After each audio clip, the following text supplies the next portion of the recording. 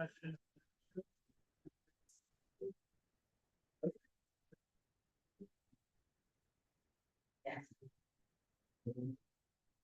we need to, wait, I'm sorry, Aaron, it's Aaron's turn, right?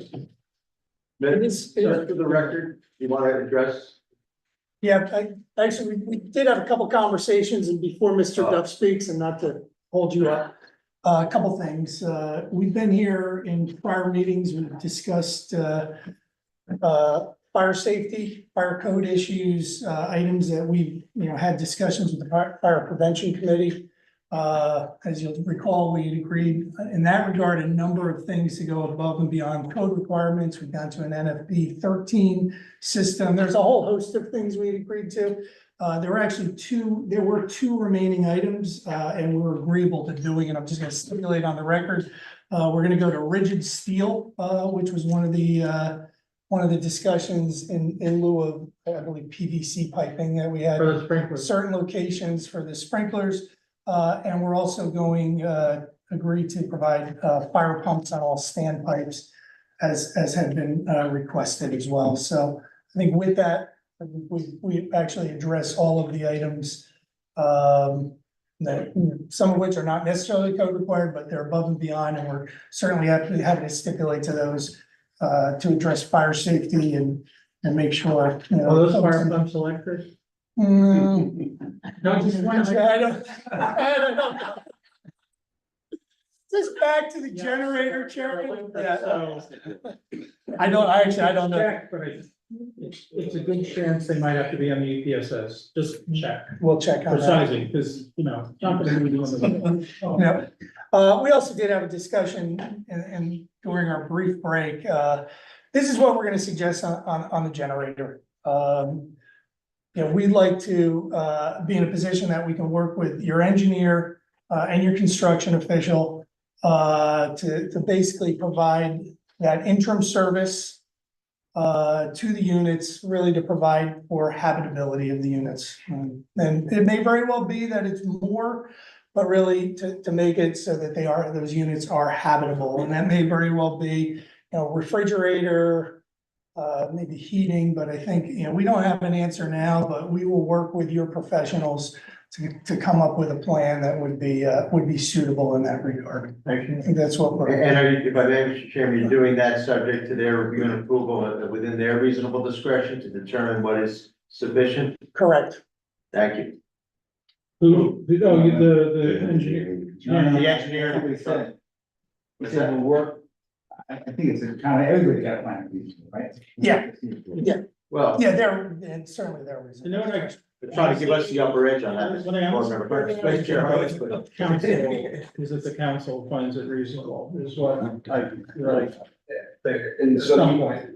and I don't know how we would do that, because it was not, at least in my recollection, deliberate. No, it's Definition was new, deliberated. new, It's new. it's just a big deal, it's a huge project, it's there's a lot of investment in it, and they're partners. So maybe the stipulation is that if there's any questions from the engineer, they would go to council for clarification on the definition of that. I stipulation? think we need the ruling from the council, whereas council needs to accept that they're the originator of the redevelopment plan. But with engineering guidance. I think, our board professionals are telling me, so I'm speaking on behalf of them, they'll correct me if I'm wrong. We're looking at this as a site plan application, a condition of site plan approval. Right, So if we're giving we're giving it to the engineer and the construction official within their reasonable discretion to determine if they are sufficiently meeting that obligation that they're stipulating. Yeah, it doesn't go back. It doesn't go back to council. And habitability. and And habitability, however, yes, that will be in the condition. Right.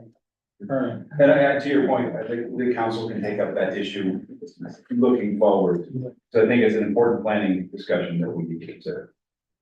Which is outside of the context of this. application. Any future ordinances perhaps. We have to consider it in the context of the climate change, Right. element of the master plan. Yeah. And mandatory that we have to consider. Something the board has talked about is doing a climate resiliency evaluation pursuant to the statute. But that's sort of going back. Are you agreeable to that stipulation? It's for Zato and. what I care about is that that's a great word. I care that it's habitable. That's what I care. I want people to be able to feel secure there, comfortable, maybe a little inconvenience, but comfortable. Yeah, Mr. Brightly has assured us that he can make that determination along as you can construction official. But I'm satisfied. And the location on the site. His office, You would also review. the engineers. the feasibility, Location on the site. yeah, Yes. yes, it has to be provisionable, you know, I mean, it has to be realistic, okay. Wonderful, thank you. Yeah, So with that stipulation, does the requirement go with for the variance? How do we structure that?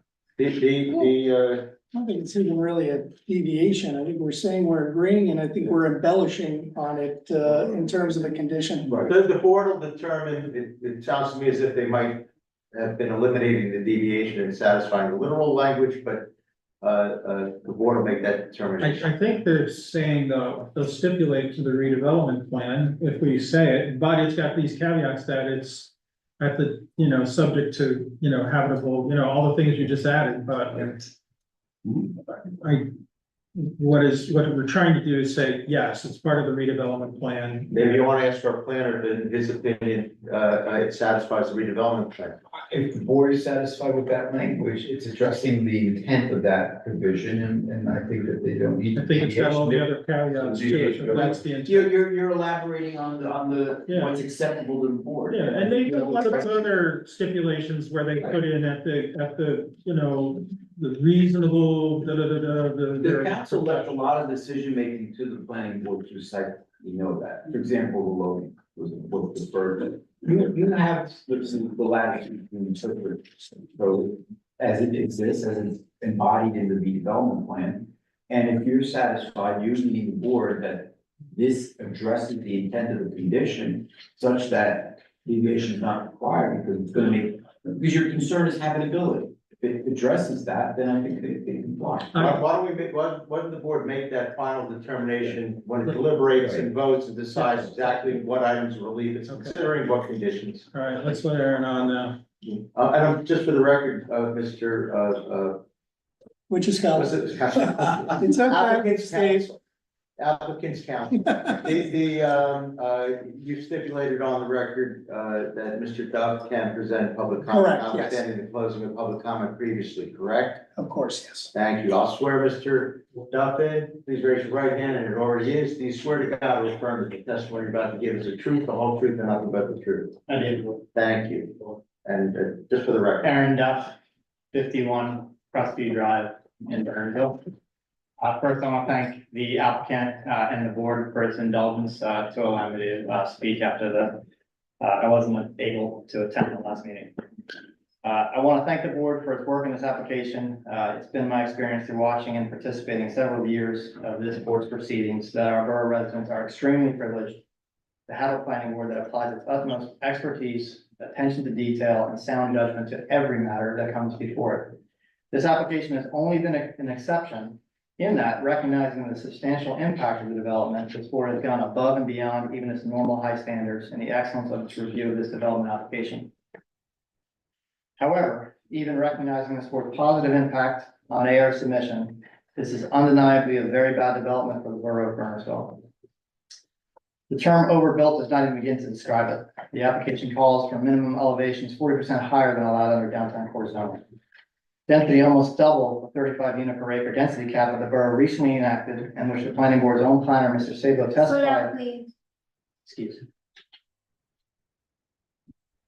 The planning board's own planner, Mr. Sabo, testified was appropriate to prevent overdevelopment of properties in our downtown.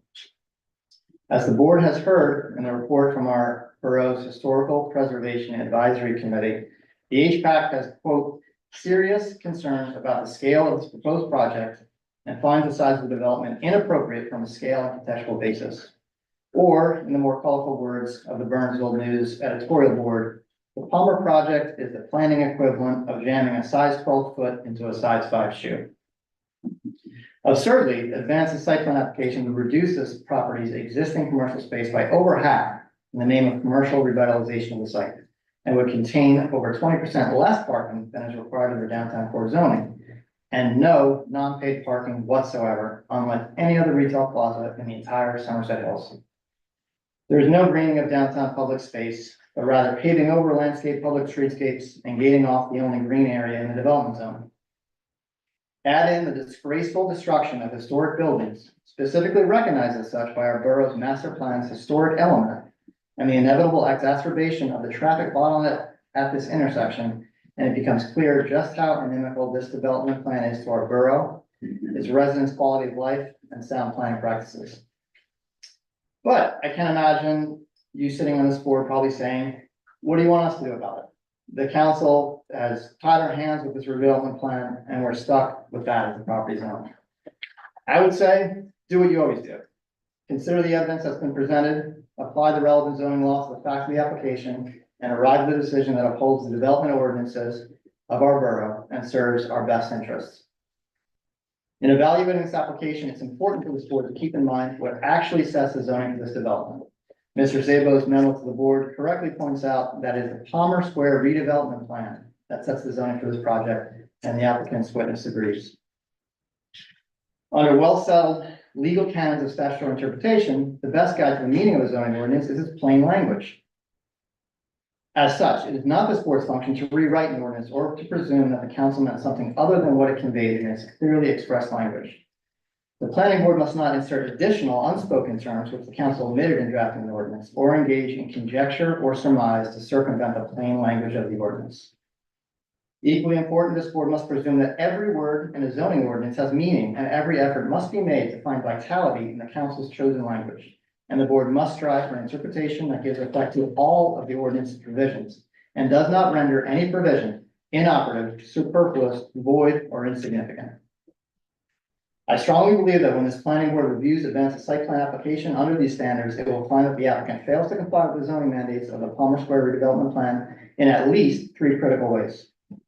First, as stated previously, the application violates the bulk standards of the redevelopment plan by violating the 4-story maximum. The plan clearly and unambiguously defines what constitutes a story for purposes of applying the bulk standards. And the applicant's architect equally unambiguously testified that the height of the finished floor above the lower level on the entire south side of the apartment tower building is greater than 6 feet from the existing grade. Meaning that pursuant to the clear terms of the Palmer Square redevelopment plan, this is a 5-story building and fails to comply. Second, the application fails to provide the requisite commercial space mandated by the redevelopment plan. Page 21 of the Palmer Square redevelopment plan, under the heading Redevelopment Plan Details, clearly and unequivocally states that the plan is intended to, quote, permit the redevelopment of the property for mixed-use development where commercial uses occupy the first floor with residential development above. The plan does not say commercial uses may occupy only a small fraction of the first floor, nor does it say commercial uses may comprise only that portion of the first floor fronting Morristown Road. Rather, it says very clearly that the intent is to permit development where commercial uses occupy the first floor. It could not be any more clear, and when an ordinance is clear in its face, it is not the place of this board to read in any extraneous unwritten language to change the meaning of the law. Third, the site plan application fails to comply with the Palmer Square redevelopment plan and our local zoning code in failing to provide mandated affordable housing units on site. On page 21, again under redevelopment plan details, the Palmer Square plan states that the purpose and intent of the district is to allow for multifamily inclusionary development of the site. While the term inclusionary development is not defined in the Palmer Square RDP, the RDP's definition section explicitly states that any undefined terms shall be defined by reference to borough ordinance. Both Bernardsville Land Use Code and New Jersey's affordable housing regulations define inclusionary development to mean a development containing both affordable units and market rate units. Now, there's no provision in the redevelopment plan that expressly states how the inclusionary development requirement shall be implemented. However, page 21 of the Palmer Square plan provides where development regulations are not specifically addressed herein, the Borough of Bernardsville zoning regulations shall remain in effect. Bernardsville enacted inclusionary zoning mandates for development in the sewer service area in which this development falls in 2018. These ordinances were incorporated into and approved by this board in its adoption of the housing and fair share element of our master plan. Those ordinances found in code sections LD 13-1.2 and 13-1.5E provide for developments of more than 5 residential units within the sewer service area, the development must provide a 15%, or in this case, 11-unit affordable housing set aside. Put simply, the Palmer Square redevelopment plan, read in conjunction with applicable Bernardsville land development regulations expressly incorporated into the plan, requires an inclusionary development containing the legally mandated 11 affordable housing set aside on site. Because the application fails to do so, it fails to comply with the zoning. Because the application fails to conform, the question for this board becomes, is variance or deviation, as is defined in the plan, relief appropriate? It is manifestly not. First, C1 hardship relief simply does not apply to this application. Under New Jersey law, hardship variances can only be granted based on the unique condition of the property and its unsuitability for development under the generally applicable regulations in a zoning district. The focus is whether the strict enforcement of the ordinance would cause undue hardship because of the unique or exceptional conditions of a specific property. Here, the zoning for the Palmer Square redevelopment plan is specifically applicable only to this property. Therefore, there can be no hardship in conforming the site plan application to the Palmer Square plan, as the unique characteristics of this property were clearly contemplated and integrated into the zoning for this single unique redevelopment area. Clearly, there's no justification for C1 relief. The flexible C2 variance is equally inappropriate. Under New Jersey law, a C2 variance requires a balancing of the benefits and detriments from the grant of the variance. A C2 variance cannot be sustained where merely the purposes of the property owner will be advanced. Rather, the community must receive a benefit due to the fact that the variance represents a better zoning alternative for the property. So the question is not whether the development application would represent an improvement over the existing state of the property as it is without any development. The question is, does the applicant's plan with variance relief better serve the community's needs and our borough zoning plan than would a development application that conforms with the council's specific zoning for this property? Again, New Jersey law is clear that the applicant has the responsibility of supplying competent and credible evidence justifying variance relief.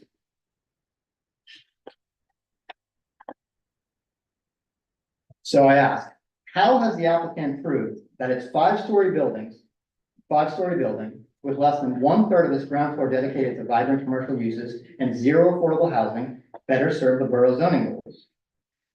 As stated in our 2020 downtown zoning ordinance, the intent of the downtown core zone where the Palmer development is located is to preserve the historical character of the area and to ensure new development is compatible with historic nature. In reviewing this applicant's plan, our HPAC has reported to this board that the height of the buildings are inappropriate from a scale and contextual basis, with adverse effects on surrounding properties, including a historically designated old library building across Morristown Road. Our HPAC provides a specific recommendation that the height of the apartment building be reduced 1 story, which would bring it into conformance with the bulk standards as set forth in the council's redevelopment plan for the site. The scale and density of this development application has been the primary concern expressed by the expert opinions of the many qualified members of this planning board with respect to crowding at a key transportation intersection, traffic generation, pedestrian safety, inadequate parking, and inadequacy of existing firefighting equipment, resources, and training. There is no reasonable, non-arbitrary, and capricious justification for permitting another story on top of the 4-story maximum our council has seen fit to provide to this developer as a concession over the 3-story height limit that applies to every other property in the downtown core. Simply adding more and more people in their vehicles to a limited ground space is not an end into itself. The board should bear in mind that the Palmer Square redevelopment plan sets as 68 units a maximum number of units for the development area. If the developer is unable to fit 68 units into a development plan that conforms to the applicable bulk standards, the solution is not to ignore the bulk standards. It is for the developer to propose a plan that calls for a unit count somewhere less than the absolute maximum provided by the zoning. Importantly, there's nothing in the redevelopment plan that indicates in any way that the absolute maximum of 68 units serves the zoning plan any more than would 58 units, 48 units, or the 35 unit per acre number our council decided was appropriate to prevent overdevelopment in the downtown. I respectfully submit that the zoning plan's 4-story maximum is clearly superior in terms of community benefits and compliance with our borough zoning plan than the applicant's overbuilt 5-story proposal. Similarly, the applicant's proposal to provide less than 1/3 of the required first floor commercial space, and 0 affordable housing units fails to substantially improve our borough zoning plan for this property as expressed in the Palmer Square redevelopment plan. Page 21 of the plan states that it's the primary goal of the redevelopment area to enhance the commercial and civic center of Bernardsville and provide opportunities for affordable multifamily housing in the redevelopment area in fulfillment of Bernardsville's Mount Laurel obligations. How can a plan which provides only a fraction of the required commercial space better serve the goal of enhancing the commercial and civic center of town? Especially where complying with the applicable zoning by providing vibrant commercial space on the entire interior courtyard of this development would by necessity require opening the interior courtyard to the public during business hours. Clearly, the borough envisioned more than this developer is proposing when they set the goal of enhancing the downtown's civic and commercial heart. It is also a futile effort to try to define how the borough's goal of providing affordable multifamily housing within an inclusionary development at the site is somehow improved upon by providing a site plan application with no affordable housing on site and no inclusionary development whatsoever. However, the questions of deficient ground floor commercial space and utter lack of affordable units throughout the development are academic at this stage. Since the applicant seeks to change the mandated use of a large portion of the property from commercial to residential and from mandated affordable units to market rate units, the applicant would need a D variance, which can only be provided by application to the zoning board of adjustment. For this board's purposes, I respectfully submit that the board should deny the application for failure to conform to the bulk standards set forth in the redevelopment plan. The applicant has not presented and cannot present any reasonable justification for variance relief. Thank you for your time and your thoughtful considerations of these crucial issues to our borough.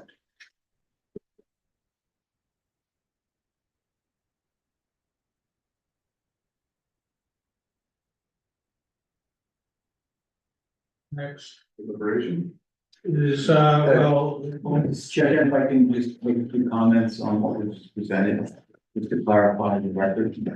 sure. In terms of the affordable housing component, the plan specifically leaves that to be determined by the council in the redevelopment agreement. That redevelopment agreement provides for an in-lieu payment which the city, the borough wants to use that money to promote affordable housing developments elsewhere in accordance with the housing plan we use to fund it. That was a decision by council. The plan calls for that. It's deferred to the council. In terms of first floor, there's nothing in the plan that says that the entirety of the first floor has to be commercial. The portion of commercial to residential was determined by the council per the agreement. There's this minimum square footage that was determined to be appropriate by the council. Put in the redevelopment agreement, that's the plan that you have for you now. The borough was certainly aware of the design of the building, and the southerly side exceeds. We determined that to some degree, but we also know that faces the railroad, and the deviation is such that it's a portion of the building. I mean, not the entirety of the floor of this building. So, I mean, just to clarify some of the points, whether it satisfies statutory criteria or not will be up to the board based on the testimony that's been presented, including what's been presented by the public. And, you know, overall, I find that the plan is compliant with the intent and the spirit and intent of the development agreement and the plan itself. And all the stipulations of this development for the developer has, I think, enhanced the project to a point where this is not unusual. The borough is facing a development that is going on throughout the state, throughout the country, especially in the downtowns. There was a concern expressed by the public years ago when we did the charrette in 2016 that the downtown needed to be revitalized. And the council has taken action to do that along with board, rezoning, redevelopment plan, etc. I happen to think, looking at this plus with the optimization that the board has provided, this is probably one of the nicest developments I've seen go into a downtown in terms of how it's been arranged and everything else. Now, whether you feel that way is up to you, but I'm only sharing my experience in how these things are built and designed. Having said that, there have been issues that have been raised that have been addressed, whether it's to the satisfaction of the board or not, it's up to you.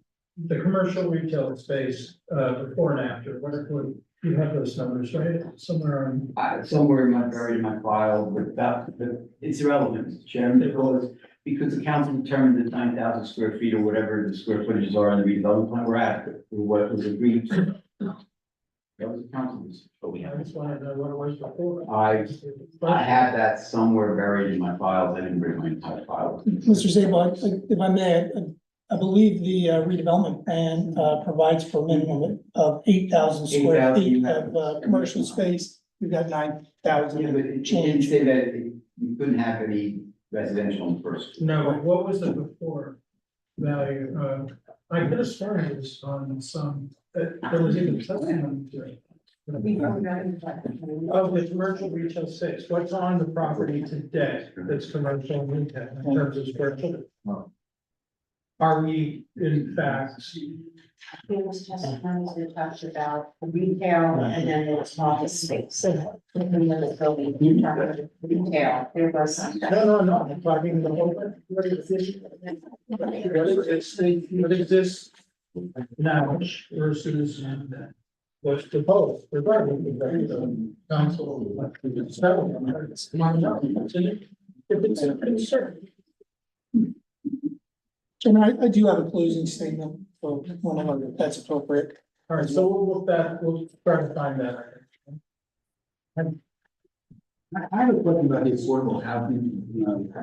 Is there a separate affordable housing ordinance that sets forth what the town has to do with respect to affordable housing, or is that wrapped into the zoning code?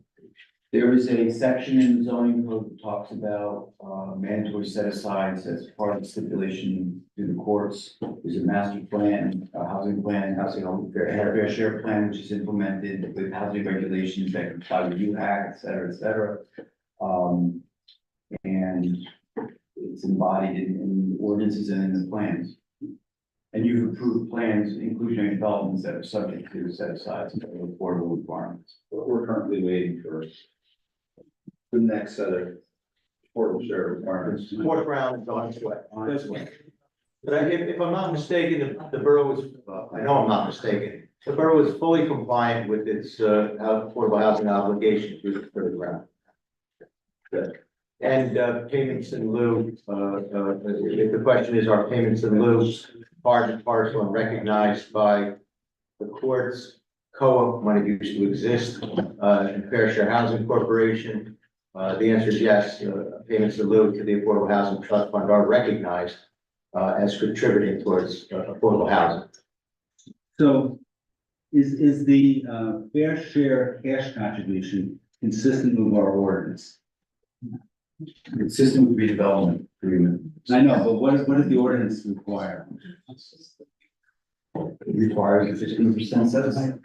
I don't believe, correct me if I'm wrong, John, that it says how many dollars per how many anything. I don't think it equates to a dollar amount contribution for any particular project or size of project or number There of are unit units. counts, there's ratios, there's a distribution. Set aside, there's a set aside. All those things are in there. Set aside But per unit. But the key here is if the council said it, they've said, okay, this is what we're doing. And this will not cause us to be in violation of our fair share settlement. We're currently in, as I understand it, I'm not the Affordable Housing Council or the township, excuse me, the borough council, Mr. Pigeon is that. But as I understand it, we are fully in compliance with our affordable housing obligations through the third round. Technically, the fourth round isn't here until July 1, 2025, but effectively, it's gonna be here much quicker because the numbers are expected in October. And at least under the current legislation, if the numbers do come in time, we as every municipality has not that's subject to affordable housing obligations, has an obligation beginning in January to start adopting resolutions with numbers and doing, in essence, what I refer to as pre-packaged housing element fair share plans. So that, Due by June 30th. as of today, is there anything in what we've done here, what council's done here, in setting a, I think it's $1 million, is that the contribution? That is correct. Setting $1 million contribution or not providing actual performance, it's inconsistent with either our ordinances or with our fair share settlement. You'd have to ask the township attorney that question because that's the township attorney's authority. But not that I am aware of. I was involved in the housing plan, so I know the discussions about the district compliance with this project, so I'm not in a position to comment. And no one's challenged, as far as I know, no one's challenged the ordinance that adopted the redevelopment plan on that ground or any other ground. So one has to presume the ordinance is valid, and hence the redevelopment plan is valid from a legal perspective. That won't happen until later. Jeff, I give you. Well, I don't know, they may be time barred. Yeah, Jeff, they may be time barred. So the context of hanging a loop versus the actual physical location, we received the way that the housing allocation, but I'm gonna use some precise terms, so we use those terms. So we owed 100, we get credits for 100% affordable, like we just put in 2 locations, right? So it's been the town's preference in the initial plan that was developed, I think in 2013 or 14, to take the all affordable route for our obligation for the housing. The properties that we just had to purchase up by Kiwanis cost the borough a lot more than we thought it was going to. So we completed our affordable housing fund. So contextually, we're trying to replace that fund in preparation for roundtable. Knowing that we're likely gonna have to go out and purchase additional plots of land or places to have this become impact. The advantage of having all portables put to 15% is you can meet your requirements much less. With fewer actual residents themselves. I think it's don't quote me, I think it's a 20 or 30% reduction in the total number of units that are required. Is that correct, Mr. Sabo? Yeah, the obligation is on the builder, inclusionary development is 20% set aside, so. It's not different than your city stuff that the state does, where if you put an EV, you get parking credits. Yeah. If we do all affordable, we get all affordable credits. Exactly. But Mr. Chairman, if I may, because I don't want us to run afoul. The number one, redevelopment plan governs. Correct. Number two, we're getting into a wonderful debate, discussion in my opinion, but I might be in the minority on affordable housing overall. But it might be beyond the scope of this application, perhaps significantly. And number three, I certainly wouldn't want anyone to get into discussions with respect to potential affordable housing obligations and how same would be met on a borough-wide basis for the 4th round, because that should not be taking place in this venue at all. It's not something we Thank you for that. we can rule on, so, let's move along. We have a very long list of stipulations, Aaron mentioned it, but the 98 stipulations or thereabouts. Conditions, let me see, they start off as conditions. Then the applicant can stipulate to the condition saying, yeah, I agree with that, we're gonna do it as part of what we're gonna do. The vast majority of these, Yeah, but- the printouts. Yeah, Mr. Chairman, maybe I can help in that regard. Sure. I did based on, keeping copious notes, over the course of many hearings. We did provide, applicants counsel with what we understood to be, a long list, of conditions of approval, many of which we understood to have been stipulated. Some, language, maybe we got it right, maybe it wasn't stipulated, maybe the board wanted something more, something different. And some items candidly, had not, at least as of yet, been stipulated. A couple of them may have been stipulated too after the break that we just had with respect to fire safety. So I think where we are right now is, as I understand it, in communicating those conditions to applicants' counsel and applicants' counsel communicating them to the applicant's team and getting back to us. Because with every application, and I know the board Yeah, knows just this, move but- along. and the board, and the public may know this as well by now, but with every application, the board has to decide whether they're going to grant the application, and if so, it's always with all the stipulated 2 conditions, and perhaps even some conditions that are not stipulated to, but that the board imposes nonetheless, perhaps. Or they deny it. It's never a yes with no conditions or a no with no conditions. The conditions are with no, the no is with no conditions, that's an unconditional no. But the yes is always with conditions. So that is why it's incumbent on us as board professionals to, by the end of the application, when the board is deliberating, to provide the conditions that we know are stipulated to, for the board to consider accepting those stipulations. And where there is a disagreement, the board may wish to impose further conditions, that process takes place. to the extent it hasn't already over 7 hearings. And then you vote. So that is where we are. It's my understanding that what I would call the vast majority of the conditions have been stipulated to by the applicant, but not all. Right. And to find a reasonable way to go back through the 100+ conditions again and perhaps discuss the few that were not stipulated to in full or in part. I don't know of any way of doing that that is not excessively unwieldy. But we Well, will I try. have a suggestion. I think we should pass, we want to pass out the annotated, you want to pass out the ones that have been accepted. We're gonna pass out these lists of stipulations to the board. The draft conditions as to whether or not there's stipulation that's. In other words, what I received, to be clear, is very recently, today, from the applicant's counsel, everything they stipulated to, but then it is a red line version with what they don't, the few they don't stipulate to. Correct. And where they add in some additional language, much of which frankly is just detail. It doesn't change the acceptance of the condition. If that is what, you're asking me to give to the board I'm asking members, you to give Mr. it to the Chairman? board and to the public. Right, and then, applicant's counsel, do you have any objection to that process? No. Okay, I took it upon myself, at the 11th or 12th hour to make as many copies as I could before I ran out the door. I have enough for the board and a few extra. Couple for the board It's a very professionals important court reporter. and the court reporter. Since applicant has not objected and the board is chair is directing me to do so, I'll hand them out. And whatever. We have places to closing argument. Pardon me? I'll hand them out after summations. Did you want to make a summation?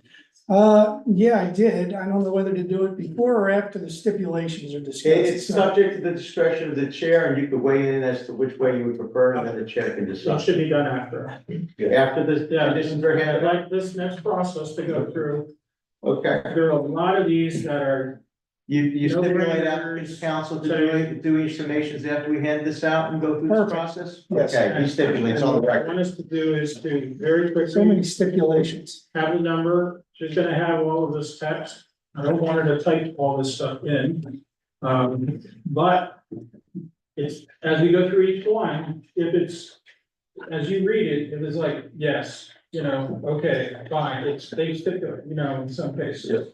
We say, no discussion on it, okay? Once we get discussion on one of these bullets, you need to move forward, you need to capture discussion. Are we looking? Feel free to. You want us to look at all or just ones that are on our website? Everything. We're gonna go down all of them, and just not. Want to make sure you get them too. Everybody can look at it.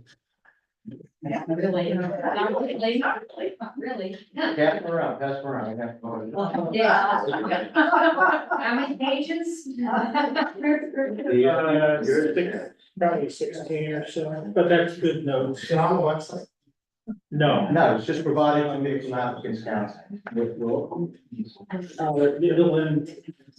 it'll end up being in the resolution. Okay, all these stipulations flow into the resolution. Ultimately, only if there's an approval will there be conditions in the resolution. There's a denial, no conditions.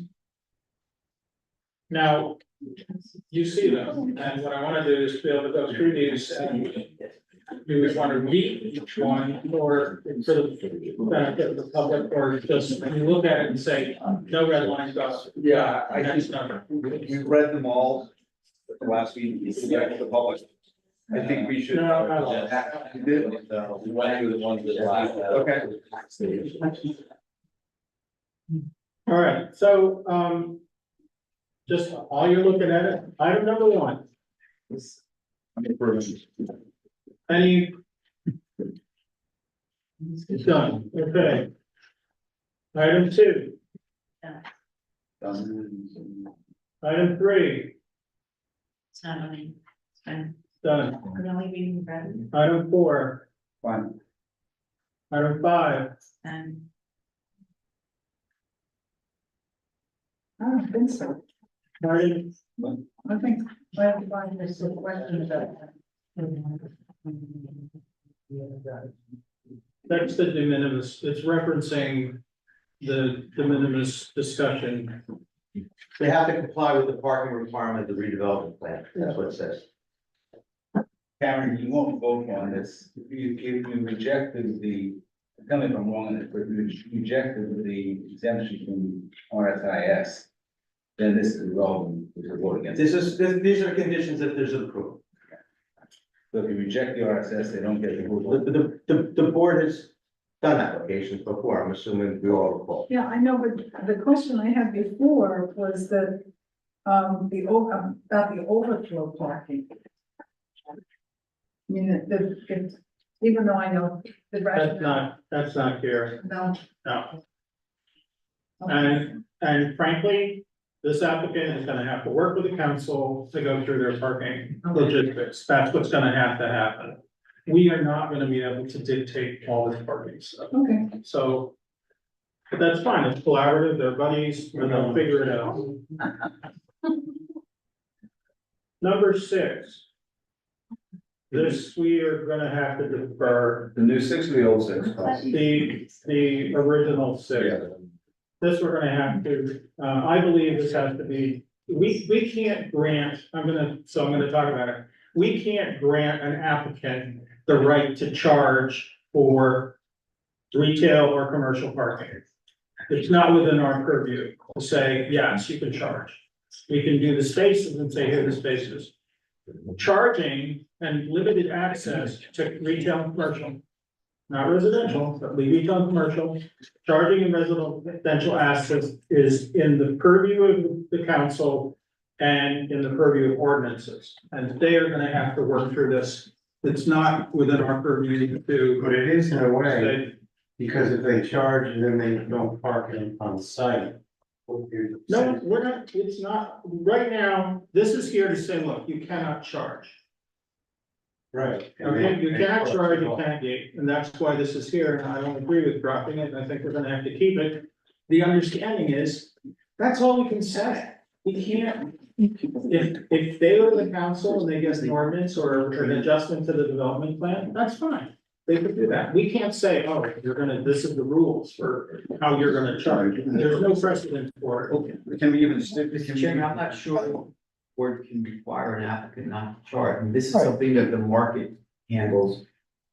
Or I'm just trying to advise that you're right, this is not something. It's a within question the of being purview. silent about it, that, it should it drop because it's silent?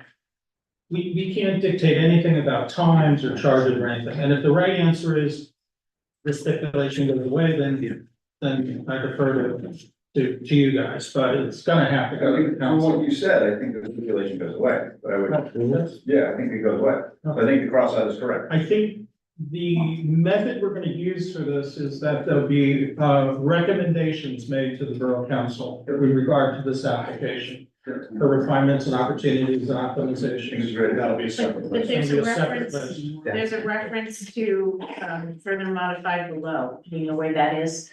You'll see it. We'll say it. Number, I'm gonna use the original numbers if that's okay with people. So leftmost number, That's fine. five looks good. Yeah. 7's good, 8, good. Yeah. 9, good, that's just minor, adjustment. 10, And I think there's a typo next to the last line. Yeah, the word adjacent. Use, Use. uh, I don't know if that makes sense either. basic use or property. Fence protection. Adjacent use. Bob, I right? guess it could be property. Okay. I know, we drafted it. I think it was intended to be use. But Okay. it can be use or it could be property. Okay, you Well, got that right. property, it's more. You got that right. Property, we got it. Okay, 11, fine. just described. 12. Fine, this is curving. 13, Again, typo, I think after 408, you need feet. Yeah. 408 elevation, right? Yeah, we should just have a, foot. Elevation per our engineer. And the attorney got lucky. Okay. 14 is huge, it's got all these subsections, but It's a lot I think they're all good, it's like. Yeah, that's Bradley's report. Yeah, it's Bradley's report, it's all been discussed before, that it goes from little a to little p, but, okay. I have a question. Who determines reasonable discretion? It's whoever's reviewing that particular provision, so most of these is the board engineer. Board engineer. So the board engineer makes a statement and they challenge it's reasonable. Board engineer wins, or they could go to court, Come back here. or come or back. come back to the board. The board will be the arbiter. Actually, my apologies, board first Board, exhaust their yeah. administrative remedies, and then if they don't like the answer, they can go to court. I think 15 is another one that's good. Anything? It's about hot boxes and electric service. 16. Lighting plans, that's okay to me. Yes. 17, plantings. Street plantings. 18. Curb details, drainage. Can we change in 17? We change any to all, I'm sorry, can you speak louder, Hal? change any to the word all.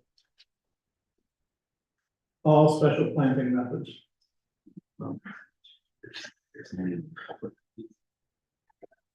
18 curbs. 19 retaining walls. 20 stormwater management report compliance. And board engineer and then. That's long, the. Stipulated to all that. 21.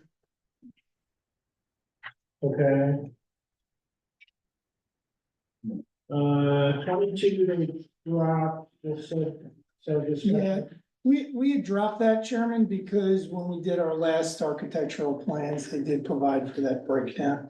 So So that it's was, redundant. You're saying it's satisfied already? it's satisfied, Bob, correct? this is about rising. Yeah, This was something you asked for, I think, number 21. I want the restrooms to fit it on. Well, we don't know where we don't know where the restrooms are gonna be right now. It's really gonna be a matter partly of what our tenants are. And really a construction phase. It's old Well, what about the club room? That's old money. There's not enough positive. Isn't there old building code? Yeah, I did. Building code is gonna require us to put it where we need to put it, if approved when the design plans go in. I'm satisfied.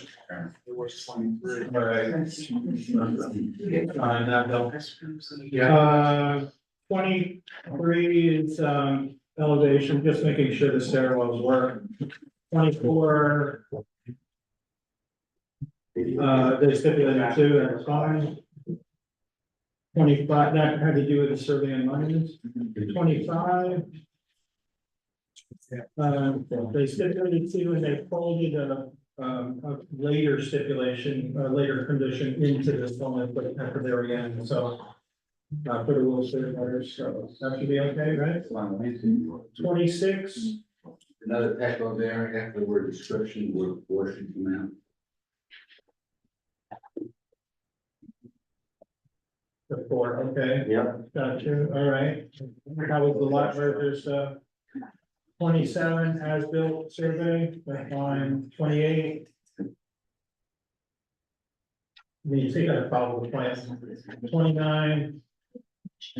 The walker agreement, that looks good. 30. 3D spaces. I mean, the change from adjacent to proximate, was there a reason for it, or was it just legal recommendation? Open so that the fire. Well, they changed it Right, to Jason. some of, we have some of them like on the other side of the driveway, that's why we changed it to approximate, I'm okay with it, my intentions. yeah. Yeah, I'm okay with it. That electric vehicle parking, they want it close to the walls where there's air. For direct means, 31. This is pedestrian egress, right? For direct means pedestrian egress.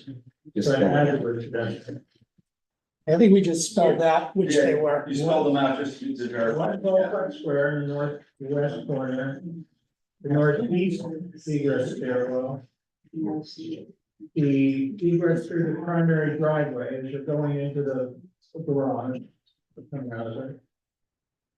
And emergency egress via the loading door, is that just a matter of fact of looking at the plan and the fact that you just, that's the way you get out to Mount Airy, it's through that door? Argue about what direct means. I didn't want to get into what direct means or not, so I just said, let's spell it out. Whatever's What we showed, It's accurate. on the plan. yes, that's, So it was just in to the be more southwest specific. corner on Mount Airy, if you're trying to get out of the garage in an emergency, you run through that door and you go out through what's. Correct. The door is closed, how do you get out there? we have to put it, we stipulated to, we're putting an emergency button on it. Right. There's still, I still wanna cover, northeast egress, but. That's not done in that building. 30, so that was good, right? 31 was good, 32. They struck the EP. The emergency power, I honestly don't know, Glenn, who's here, might know. Whether that fan has to be on the emergency power system. If it's code required, You just follow absolutely. code, understood, okay, that's probably not it. 33, this says you can't do, lithium ion battery scooter charging. In any of the units, basically, Yeah, I think the consistency language is fine. I would just submit to the applicant that maybe an easy thing to do, checking with fire, would be to add more sprinkler heads in that room, just so that more water could be dispersed on it, might be a really low cost way of being a little safer, that's all. It takes 20 times more water to put out a lithium ion fire than a normal fire. You can choose. So everyone okay with 33, 34? That's the fire code. A lot of work was done with this applicant, work collaboratively with our fire officials. 2 levels of drywall, 35, that's good. 36, that's very important, and the interstitial space. So that's good. 37, steel sprinklers, Yeah, I think that was an original condition, but Okay. I think there were some areas where it wasn't, Chairman, so candidly, somewhere in this, or in those fire items. We would add in, Mr. Warner, the stipulation. the stipulation probably need to come up with better verbiage on rigid steel, what that means, I think we can come up with I that. mean, I think it's really just a matter of taking out the limiting. Where right here it says it'll be in the pump room, in the parking garage, and the standpipe system. We will just agree to a rigid, Provided. a rigid stainless, or a rigid steel. Oh, yeah, that's it, yeah, rigid steel. sprinkler pipe. So you got that, Steve, right? Got it. So we would just, we shall be provided, period, and we would strike All the conditions. the, as a, pump room, parking. 38 is mineral. And we would also have the pumps on the standpipes? Yeah, no, that was an add-on tonight. And you'll check on the EPSS for those. That's what your point. Okay, whatever. Mineral and fire coffin, 38 looks good. Egress fire doors will, fire blast, that's 39, that's good. Traffic during construction, there's a lot of red lines here. Can you take it one by one? Yeah. You wanna go in, you wanna dive into this now, right? I thought Well, it's okay. this is the second reading. All right, so this is talking about traffic during the construction period. So go ahead. Well. Basically, Yeah. It is good. I had a problem with was any blockage of lanes on Mount Airy and Route 2. They're gonna be a disaster. I mean, even for, any, extended block of those lanes and the backtrack up the lines. Well, Only 2 lanes. Well, Mr. Horowitz, well, first off, there is right of way. We're not sure if there's gonna be a necessity, there may be a necessity for partial blockage. That is gonna be subject to the jurisdiction of both the county and the DOT. We're gonna have to clear any of that, we're gonna have to clear it with the municipality, we're gonna have to work with your police department in that regard. Don't know if we're gonna have to, but to have a board, prohibit it, it just seems beyond jurisdiction in this regard. We would have to demonstrate it, we have to have Traffic safe safety. egress and Our jurisdiction. I get that, and traffic safety, we would have to deal with your police department, your fire department, your construction code official. And again, we need to comply with DOT and Somerset County. We can't do He's anything. gonna require a traffic control. Exactly, that's exactly right. Here's my point. They're gonna have to close that lane. They're not gonna be able to keep that lane open. They're gonna put a new curb in, new sidewalk, it's gonna be construction activity, they're gonna occupy. At least a part of it. At night. Well, here's my concern, is that there's already got from the DOT. Yes, you want it one at a time, please? Says you can't. Letter got from the DOT says you can't close a lane during daylight hours. Right? Mhm. The deal you have with the town, you stipulate to, you won't conduct construction activities at night. Right. So I don't understand how you can meet both those requirements. If you have to park on you can't block the lane during the day, any construction activities that involve loading, unloading, construction on those sites is gonna have to be done at night. Right. So you can't meet both, standards. Well, first off, there are opportunities. You can certainly petition, notwithstanding DOT regulations, you can petition them. Correct me if I'm wrong, John, to allow for daytime closures. I've seen that routinely on projects, just had one on Route 10 recently. But to have it as an outright prohibition. Let's change it then, let's change it, the applicant shall endeavor. Instead of ensure. Or seek to minimize any. Yeah, or seek to minimize. I have to say that. We can't guarantee it. Oh, They have to find a way around but the jurisdiction lies with the county and it lies with the DOT, and it. To maybe. the extent it does, but to the extent those roads block, right? People are gonna find other ways to get around that intersection. They're gonna go up, they're gonna avoid it by going up Church Street to Wall Street and then that way, and they're gonna avoid it by going up Old Colony. And if they're coming down Mount Airy, they're gonna start finding ways through residential streets to get out to Finley.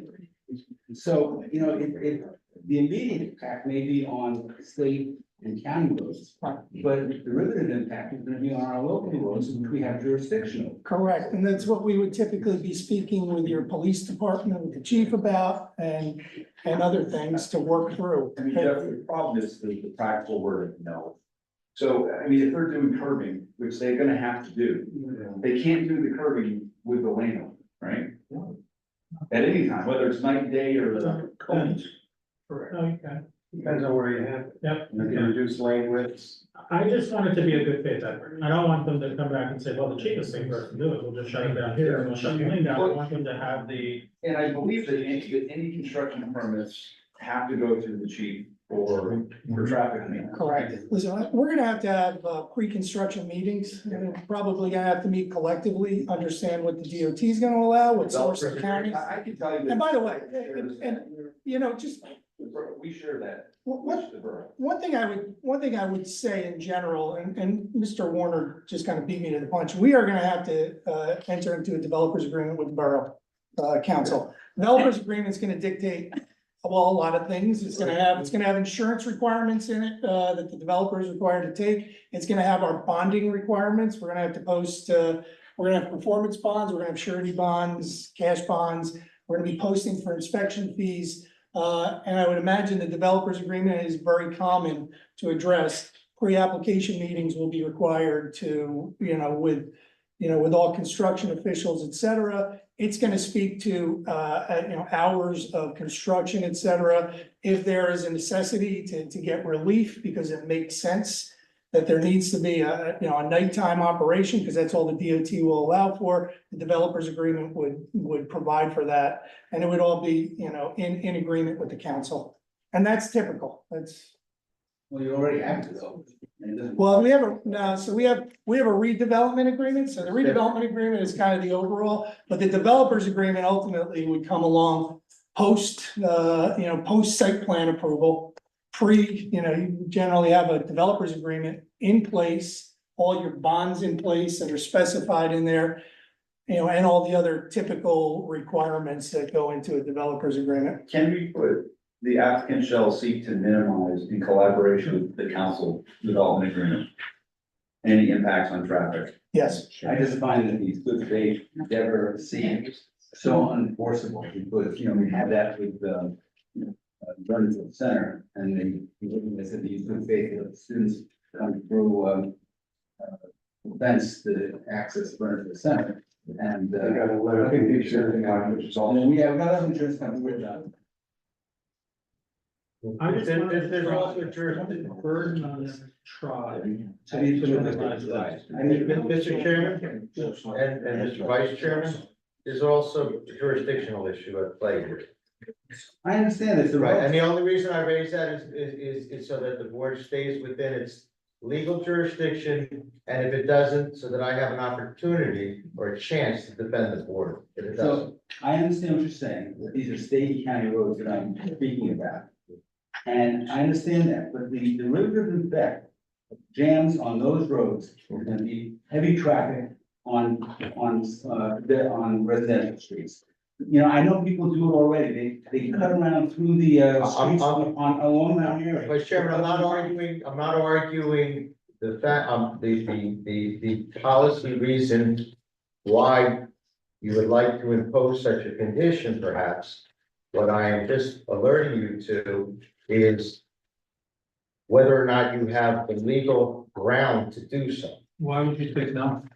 Well, because it's within the county and state jurisdiction, and because No. if it is an impossibility, you know what, I don't have to give my advice, that's okay.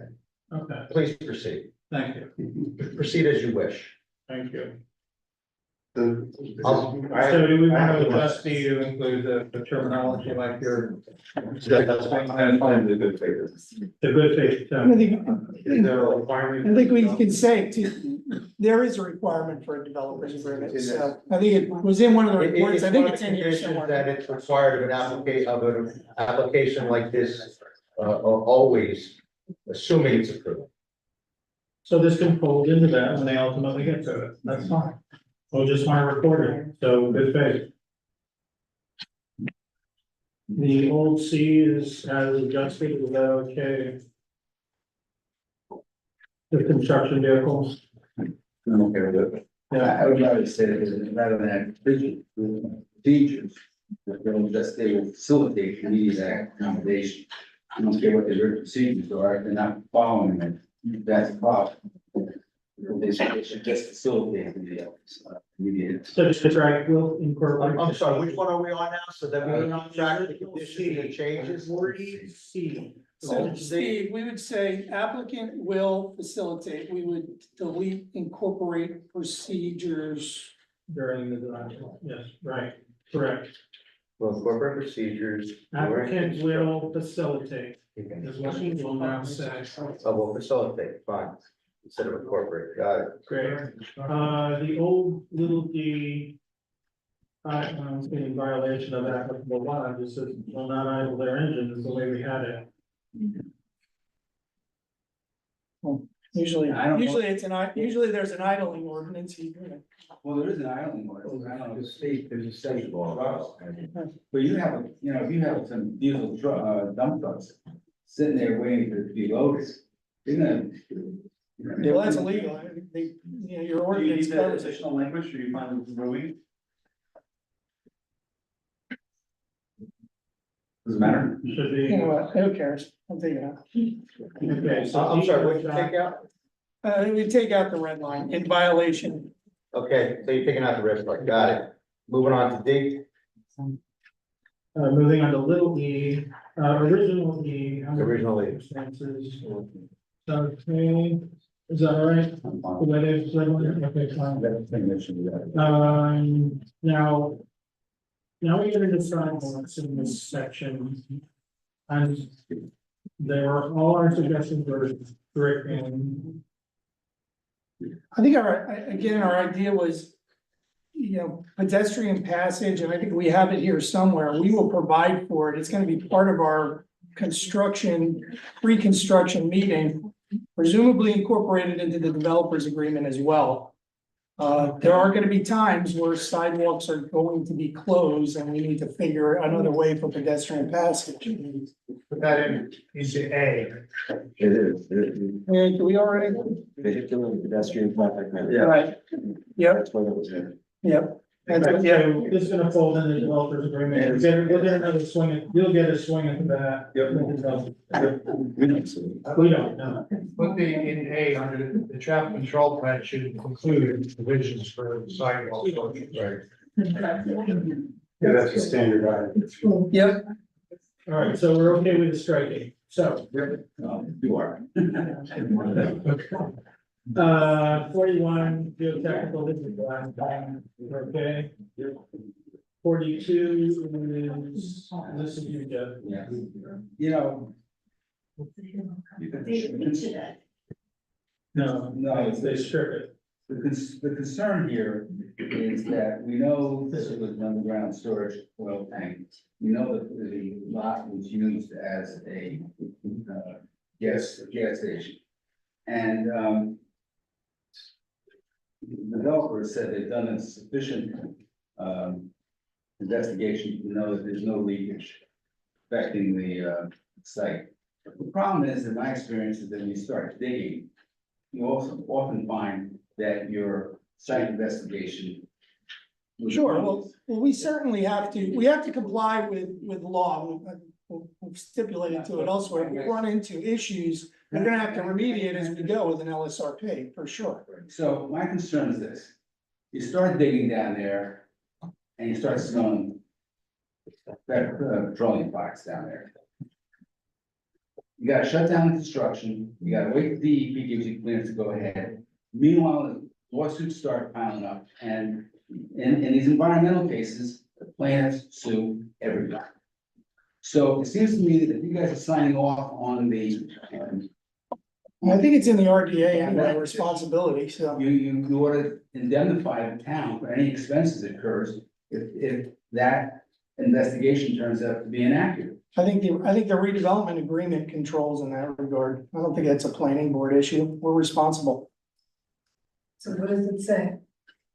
Does such a clause exist in the redevelopment agreement? No, because it's covered under state law. If they dig. I'm sorry, agreement, correct. And they find a leak, they have to call the EP, you're right, and then that stops the job, but that's speculative at this point. And Well, not And really. we have indemnity, I'm certain there's indemnity provisions in the redevelopment agreement. There's limited insurance you can get for this. And I don't understand why the town should take one iota of risk with respect to the, But the fact, there is no risk. What's the right way? I'll ask her, Steve, what's the right way to handle this aspect? Do we push it somewhere? There is a risk here. What, just put it in your advisory letter to the council, So- put that into the. and The have them put recommendation. some- Yeah, make sure it's in the developers agreement, that there's no Okay. liability assumed by the borough. The liability is not gonna go to the planning board, it's gonna go to the borough. Yeah. It's really a borough issue. The borough attorney is gonna be responsible on behalf of the borough to protect. for the developers. all issues, and certainly we can make recommendation that he not forget that one. Yep. I know him, I don't think he would, but we can certainly, even if we didn't make that recommendation, but we can certainly make that recommendation. I know that there is a very broad indemnity in the redevelopment agreement itself, What kind of indemnity? a very broad indemnity agreement in the redevelopment agreement itself. It's a very broad. It is getting a little late. It should go into the, and I think if it's sent to Jack, he'll include it, and I. Yeah, we have a list of recommendations that are not conditions that we're sending to the council, so I think that's a good solution. I'm sorry, Mr. Chairman, are we at the witching hour to make a motion to extend? Yes. Oh, I'll make a motion to extend. Second. We'll probably, I want to get that, like to see us get this done, so extend as long as it freaking takes. That's not acceptable. Thanks. I think it'd be better with the, 11 quantifiable time. 11 o'clock. No, 11:30. 11:30? Councilman, for the record, can you spell freaking? No, he didn't even say it, he needs to spell it. So 42 or Okay, good, so- put that in the recommendations list. Why are we deleting 42? 42 we deleted because we had put will serve letters. One at a time? Yeah. All in favor? Lot- Aye. Any Okay, great. opposed? Karen, are you okay? As long as we get through it, then. Can I get the water? I don't think there is. Mr. Brightly, the reason why we struck 42 on the will serve letters is that we had added that, it was actually up in paragraph 25. Yeah, including the New Jersey Record of Water, yeah. Correct. That was what I was referring to. So 43 stricken, no problem, because it was folded into an earlier point. 44 signage. You struck putting overnight parking for the public on those signs. Is there a for the public? Well, I think the idea, Chairman, is, when you read into the next paragraph, Yes, could use it. guests, They have a parking I think it's thingy. guests, that's residential guests. No, I think it's fine for the public. So we can keep a Yes. prohibition of overnight parking. Yeah, okay, that's, So- yep, So we can unstrike Got it. yep, Got it. and you're gonna do business hours, that's fine, instead of that, and applicant owner, no problem. Everyone okay with 44? Yep. 45, should be good. That's the separator in the oil in the parking garage, that's great. 46. The beginning was fine, when we approved when we were approving your architectural plans, there was discussion of the fact that you architected trash issues into your building, and discussion about how that was supposed to work, and what's the problem with conforming to county. we're gonna have two shoots.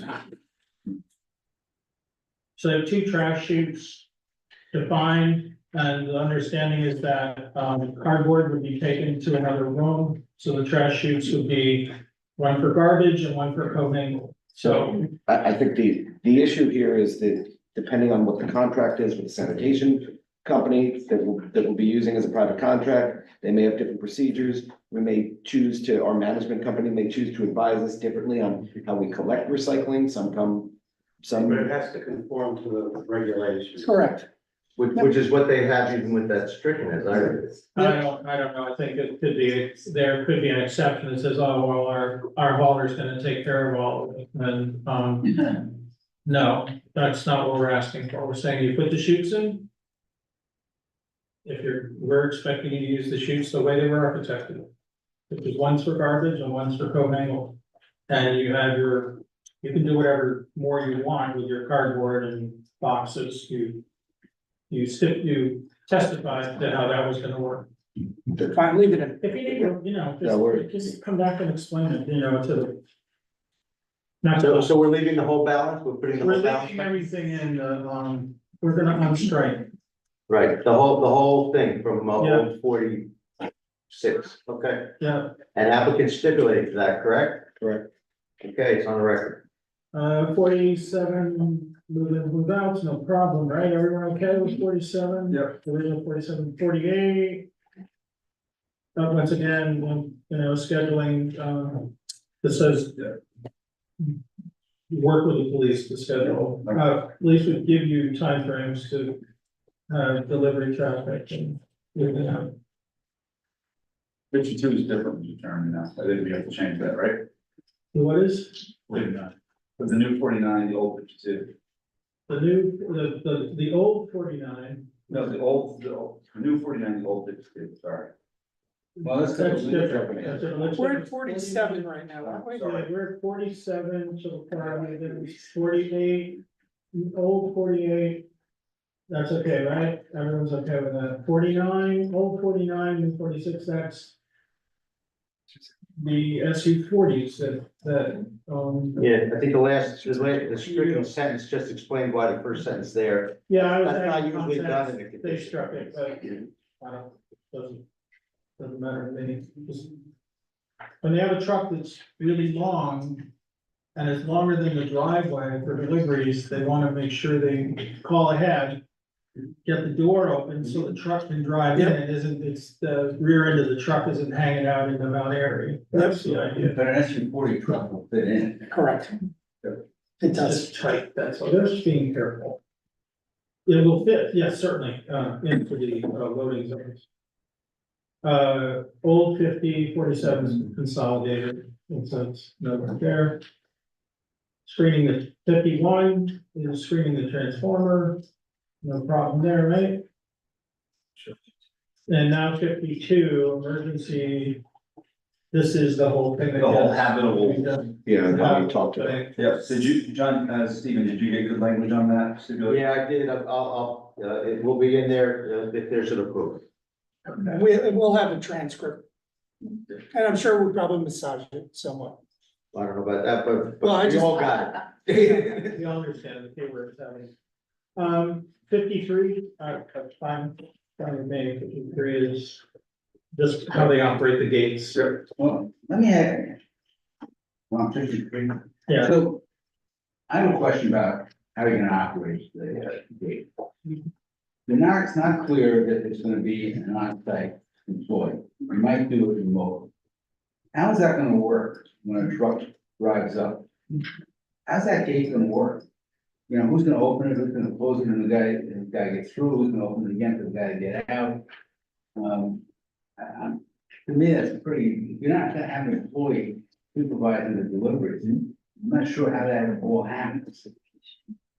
Yeah, that's why we're gonna ensure it through our own operations, et cetera, and we've gotta work through that. Yeah, it's not a matter of, we're not going to address it, it's just a matter of at this point. And the schematic design phase, that level of detailed operation just isn't sorted out. So the idea is that we would never leave it so that somebody could sit outside and just be sitting there. And with no one to open the door. We're just setting as a condition and having you stipulate that you're gonna deal with it. Yep. That's all Yeah, we're right. saying. You're saying, yeah, we gotta deal with it. Yep. We just don't want you to forget about it. Okay, everyone okay with? Yes. 54. This is a statement of an understanding that delivery trucks can come in and out of the Mount Airy entrance. And anyway, like, and then that it's subject to the county, because it's a county road, and the county inflicts a constraint that they have to comply.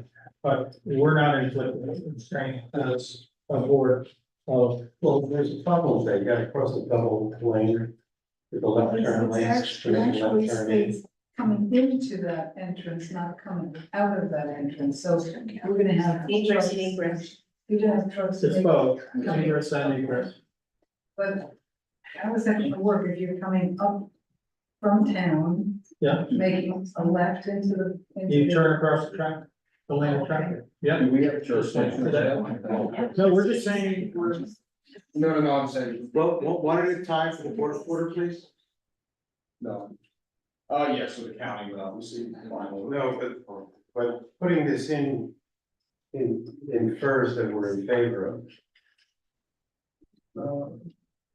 And I think it should be totally left to the county. So you want to strike it? Yeah.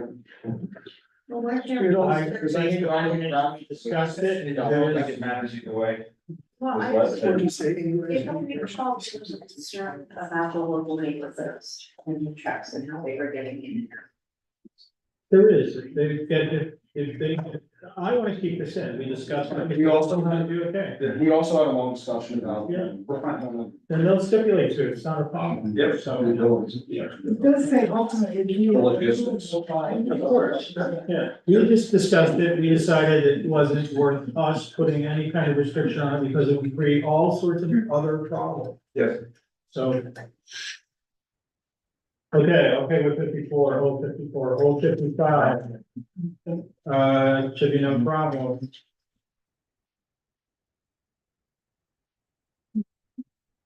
Old 56, no problem, right? Old 57. Bob, I have a question for you on this one. Bob, right? When they come with their proposal, the sound attenuation, do you have a standard that you can apply to determine whether that's adequate or not? That one I'm gonna have to look into, I'm not sure if we have anybody. Because, this, I'm a little concerned that this gets one of these indefinite, requirements, there's no, specificity in it. And so you're gonna get tangled up on what is adequate sound attenuation. They should have to propose something and then we can do a little research on it, and I might. What's the standard, whether you sleep at night, the train's going by? I mean. It was not the adequate attenuation, that was what was, and throughout the entire development, it wasn't just, just put thick walls next to the train tracks. So what do you want us to say here? I would, fine as long as you're ready to. On 106. I'm sorry? Do we have a similar condition on 106? Brook Road, great, No. So, the only language here that I mean, that's really even questions in the discretion of, is reasonable discretion. Yeah, but then, well, as an engineer, he's gonna come back to us and say, my reasonable discretion is controlled by engineering standards. And what I'm asking, is there an engineering standard that he can apply? There's construction material, you can specify construction material, it says you're going to use the sound block, type of wall construction. And that's, it fell out, but. I think the right thing is to get Bob to. And there are acoustical engineers, either within Mr. Brightly's operation or others that he can, I suspect, utilize. If he and his group don't know the standards and can't do it themselves, right? I would suspect, frankly, Boswell Engineering can do it. I don't know if that's something, construction official as well, I'm not sure. Yeah, it's just. They're reviewing him, he or she are gonna be reviewing the It's plan. because of the property, because of the density, because there are no setbacks, all these things flow into this issue of. We really better do something about sound here, and. I think we should put it in the recommendations list, because I think it's gonna have to be collaborative. It's gonna be a condition. Condition. It's in the plan and it's But also, okay. Is there some level of Our own decibel? to consider? Yeah. Is there some decibel limit you can say so that? Or imagine there's something like NJAC 7:29, which deals with the decibel levels at the outer perimeters of a property, daytime and nighttime. Yeah. There's a whole body of acoustical engineering, science and law.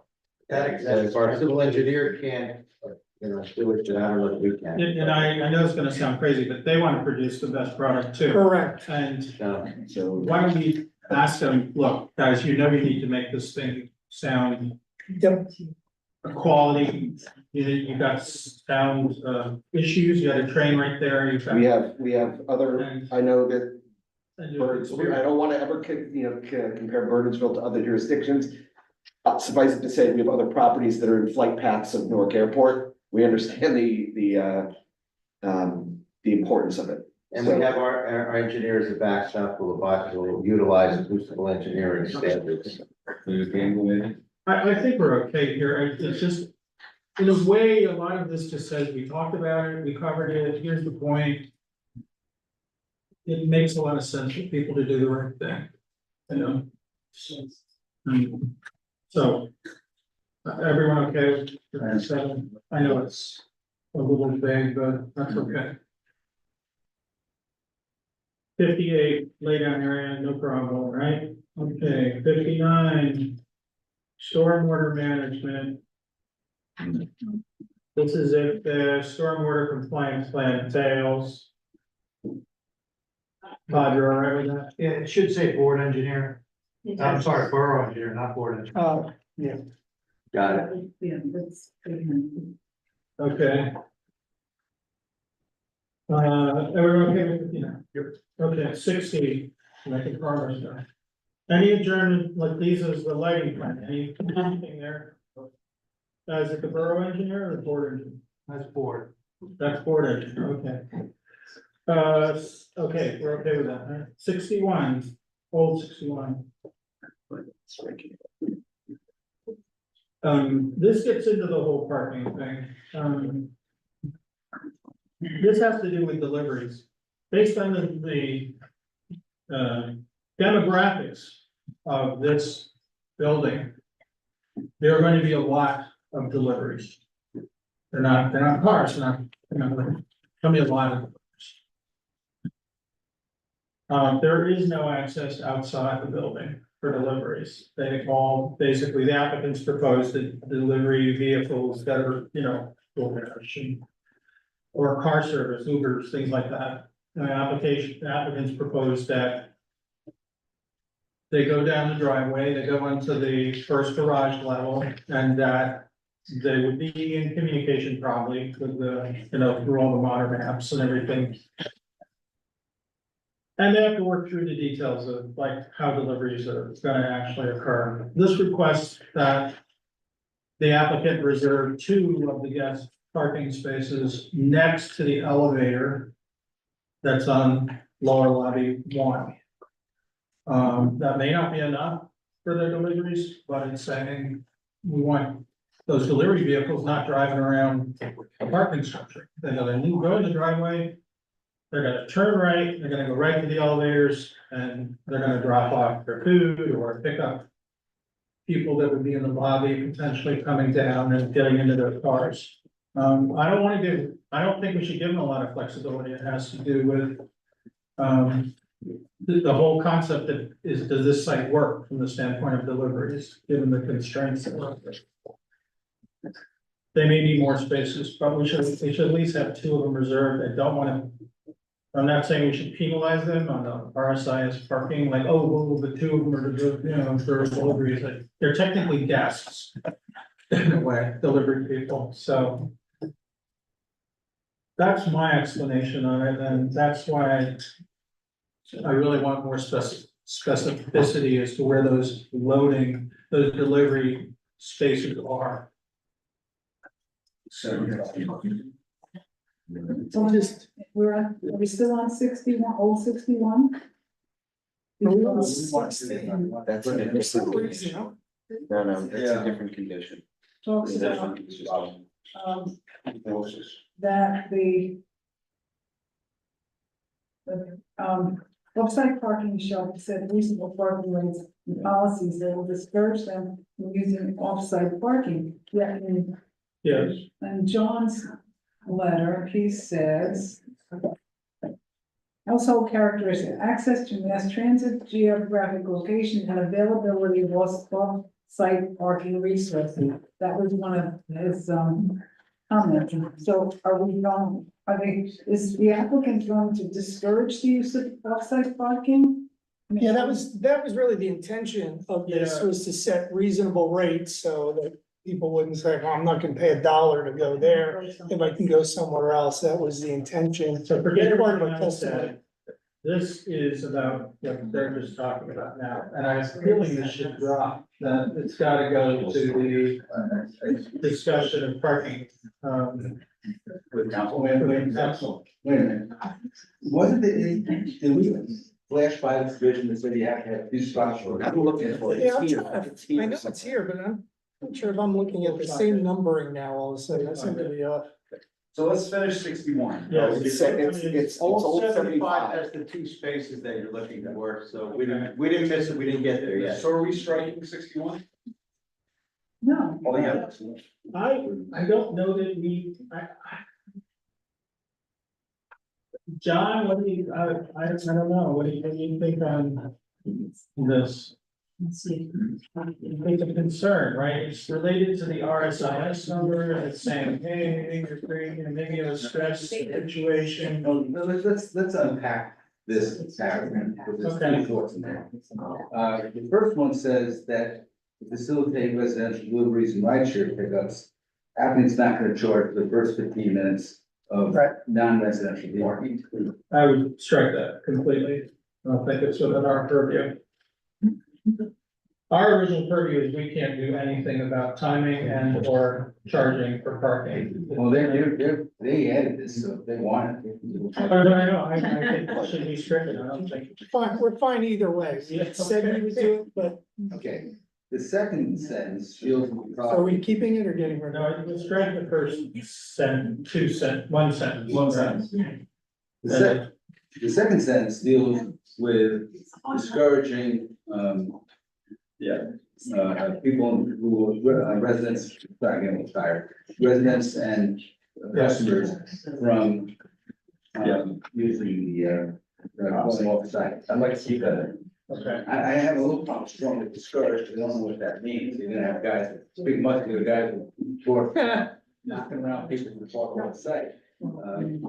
But, We thought you would like the word strongly. We can strike the word further, that we only have this one sentence now. but as long as it has the key thing, you can't really do anything to keep people from parking. So people don't wanna pay anything and they're gonna park in the library. Unless you have a parking Gestapo, you're not gonna be able to do anything about that. The important part of this paragraph, I think, though, was that the rates be set so they don't discourage people from using parking. So I mean, you can leave the strong discouraging there, there's nothing that we. What are we doing with this? We're keeping the second sentence with, strike further. Got it, and get rid of the first sentence, even though the applicant gave it to us. Got it. Everything else is still. And the only question would be want them to take up, the parking rates with council. And with I think I added this, the thought of this was that it's, council feels that people are using off-site parking, that they can go and ask. We just charge more for that. We'll charge more than the rest of For the other part, that you want to do. So I, you know. If we're doing one. Doing one. I'm sorry, at this point, it seems as if there's 5 different conversations going on at the board, maybe we need to get back to the application at hand and handle this as a quasi judicial proceeding. As best we can. Okay, so we took the All right. first sentence out. So 61 is second sentence, basically stays as changed. Okay, but the first one is out. The first one's out, it's not enough for real. Okay. Construction activity, There's a standard hours. fine, I don't know.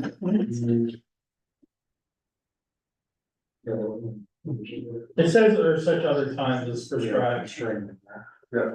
And it should also conform to the state noise ordinance. There's a provision that says they have to comply with the law. Yeah. Okay. 62 is okay, old 62, old 63, The first sentence sounded well, have to do another provision, if I'm not mistaken. okay, the A, okay.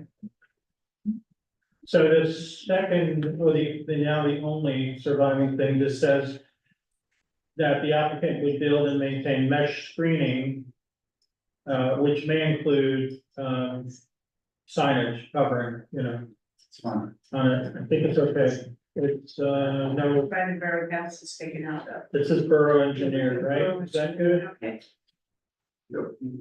Okay. Everyone okay with 63 as? Well, I do have a quick question, talking about, safety fencing is in the purview of the borough engineer's reasonable discretion.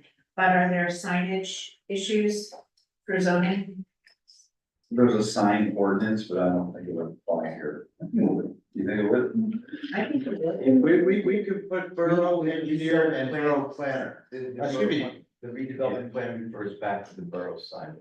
Okay. I would be temporary, someone would. They have to comply with the sign orders. Do we want to put our planner in there as well, or just leave it as borough engineer? Yeah, put the planner in. Temporary fence, you may not even have regulations. So in the borough as well, Yeah. 64, okay. It says thing is second. Yes. Okay, 64, okay, 65. No, this is the HVAC asking to put the markers up.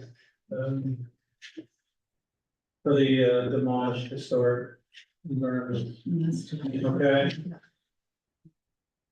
Yeah. We're okay, 65. All right, 66, no problem, right now. I'd like to point out to the public, if they don't see it, this is, also saying that the applicant and the owner. Well, applicant, should be the owner, I don't want to strike owner, but. It brought, the obligations would succeed if the applicant isn't the person. Yeah. Needs to be. The term applicant will cover anybody and everybody who may take the applicant's position if ever. This says, well, there's a ton of lithium-ion batteries of all types. It says you can't bring one larger than 5,000 milliamps, amp hours into your apartment. Which is like the largest laptop battery, like anything. You gotta be able to bring your phone to your apartment, you have to be able to bring your laptop. This just says, hey, that's not a scooter, you know, so. It lets them do that. It's still dangerous. Lithium-ion is dangerous, but but you can't plug it in, so it's just there. no, It could kind of self-destruct, I guess. it doesn't matter. A dog can chew on it and burn your house down, so. Mr. Chairman, This is- on Yes, that means, the way I read it, literally, you can't put Christmas or Hanukkah lights out. Things like that during holidays. well, that's the idea, decorative. Is there a better word? So you don't want people to be able to put out little lights during the Yeah. holidays. Or even at night. You know, the problem here is that I've run into this problem before, is that if you start talking about, you can only put up Christmas lights or Hanukkah lights, then somebody comes in and says, you have a First Amendment violation. Yeah, no, we're not gonna do it by any religious or ethnic holiday. We're not gonna, that is not, but the With the exception of. What you don't want is permanent lighting. Permanent lighting. You don't want just to shine up like Route 46 and. So West Town, where you have all the- Permanent. Well, no, part of this is, it's the applicant. You know, we're suggesting this, we're saying you put this in your policy, you were okay with this, right? We're okay with it. In the If you. placement of permanent decorative lights on balconies. I would be situated, and that way you guys take care of, you guys have a problem, and Christmas lights crop up. I think you can say this, but it'll be enforced on a case-by-case basis. But just balconies, if someone, I'm assuming you're gonna have sliding glass doors or that sort of thing. People can put it on the inside, but they can't put it on the outside. Is that within our? They're sticking to it, so. This just says. Okay, let's leave it as it is. We're okay. maybe we should move on. Okay, 66 is good, everyone's good. 67, I think everyone's good here. 68's gone, 69. The northeast corner. I could have even been wrong here. How many To the exit only. How many doors are there in the stairs in the northeast corner? I thought about it, I think there's only one It's just the mezzanine level of your parking garage that goes out that gate, right? I think so. That's technically your, what do you consider your mezzanine, LO2? Well, The middle. I don't know that we have it labeled, but I think you may be right. It may only be that one. If I may just address the thinking on this. Understand you don't want them to be coming and going, even controlled access we talked about last time. Right, I don't think I think we don't necessarily want to discourage someone if they're going to patronize a business that is east of the site from taking the shortest route from the garage and just heading out. I don't want an emergency alarm going off when someone's just trying to exit, take the quickest way to get out of the garage. we struck emergency, we were. Yes, yeah. Strike the word emergency. Yes, and we're fine with that. So now it's just exit only Yeah. and, it does need to be updated. Does say this, take out lower level 1, lower level 2, and exterior ground floor plan.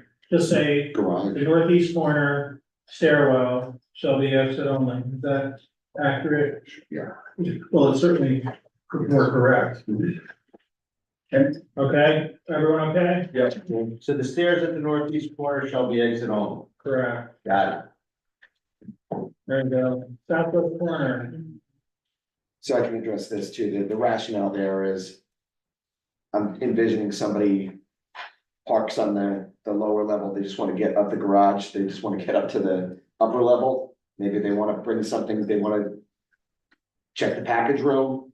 They just want to transit inside between the two garage levels. Don't want an emergency going on. They're just got on the bridge over there. They have a key fob. They're not gonna take a stair. Yeah, I mean, I don't know, I think a lot of people prefer to take the stairs to go a short distance. We'll go exit only there too. We're not gonna let anyone go up into the residential tower. I think that's the main concern. But we just didn't wanna limit the ability of somebody to just go up and down within the garage. You know, to take the stairs. The stairwell will be open, correct? It's not gonna have doors or anything? I think it probably has to doors for fire and safety, but I'm not. Like, there'll be, glass windows to it, but. I'm not positive on that. The thing we were concerned about is I'm concerned that the door, if it's exit only, I'm concerned that it's an entrance. You have your designated entrance in the northwest corner. Correct. This. Well, it would be exit only to get out of the building, to get out to Mount Airy. Yeah, Yeah, all right. I don't think as many people would use it as the northeast, because the northeast there's more places to go as far as retail, et cetera. Does what you want in this? Yes. Correctly. Yes, sir. Okay, and you've chosen to make it controlled access versus emergency exit, that's fine. Yeah. Okay, any problem with 70? No. All right, moving on, 71. This is about chimneys, decorative chimneys and cellular towers, cellular ready. So, first thing I wanna know, John, is decorative chimneys and facades and whatever, if you look at the drawings and depictions, why are we, this is a very tall building. Why are we allowing decorative chimneys? Now, it may be because, well, they can put a decorative chimney on it, and that's what we're allowing it. As long as it meets the height requirements of the ordinance, they can do decorative things. The idea was not to have a sterile building to allow architectural interest. Well, it's hardly sterile, it's got the gables and all that other Yeah, stuff. because it's evolved and yes. Right, Yeah. right. And it was your suggestion, Mr. Chairman, that there's an opportunity to preload some of these or make them ready for Yes, cellular, then take advantage of that opportunity, but it's legal because as long as it meets with the architectural standards and the height, they can do that.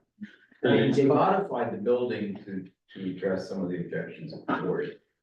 I mean, my read of this, Bob, it addresses your concern. It says elements of cellular wireless communications transmissions ready, including the pre-installation of appropriate conduits. My problem is the word explore. Okay. No. Yeah. Not good enough. We are gonna get, this is gonna be made a cellular 5G building. No question, gonna happen. Just like the one across the street from the hardware store. And you can see what those look like, the big white boxes that are sitting on the top. So these are non-functional decorative chimneys. So you want to change from make to, from explore to make? Yeah, I think they need to do the research, and we need to make ready. I'm sorry, did the applicant stipulate to going back to make? Shall construct at least one of the decorative chimneys as wireless communication transmission ready to include pre-installation of conduits. I'd prefer to leave the rest of it out because it talks about specific companies and. Sure. You said you'll do one. Yes, we can make it free. Yeah, we're only stipulating one, but you may decide, if you talk with them, they may say. Is it true though that these could actually contain one of these towers and block it and fully cover it? Okay, I'm curious, I'm not familiar with Yeah, that. no, absolutely. So is it stipulated to one and make, so we're good. Yeah. We got, the applicant shall make at least one of the decorative chimney elements as wireless communication transmission ready to include pre-installation of appropriate conduits. Applicant, stipulates to that? Correct. Yes, Okay, we got it stipulated. Sorry, Sean, in the zoning ordinance, isn't there a provision that requires it to be functional? And I think also requires chimneys to run all the way down to the ground. Chimney is probably a bad term. They're probably- A chimney serves a particular function, it's to vent furnace, it's not what's happening. So you can call it a ceiling structure. it's an architectural An element. architectural feature element is the word, and it's really not a chimney. The only. We're calling it a chimney for lack of better folks.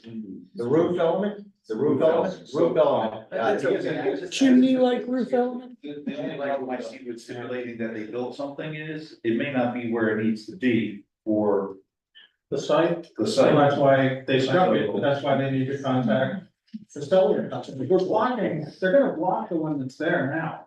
So the cellular coverage, at least for those services, is gonna go through the floor. All I'm saying is find that out. And they'll have revenue. Right, no, what I'm saying, to stipulate for them to build something, I don't think makes sense. So it's ready? Yeah, because again, you don't know where it's gonna be, the criteria for the. The wireless carrier is gonna dictate where it goes, right? Can we say that? Well, So- so are you saying maybe the wireless carrier would say, screw that, I don't need it, I already have plenty of tower. Yes. Rather than. Well, as part of the but again, building, it's gonna be on. We can stipulate that, or the applicant can build something on the northeast corner, the northwest corner, the southwest, wherever.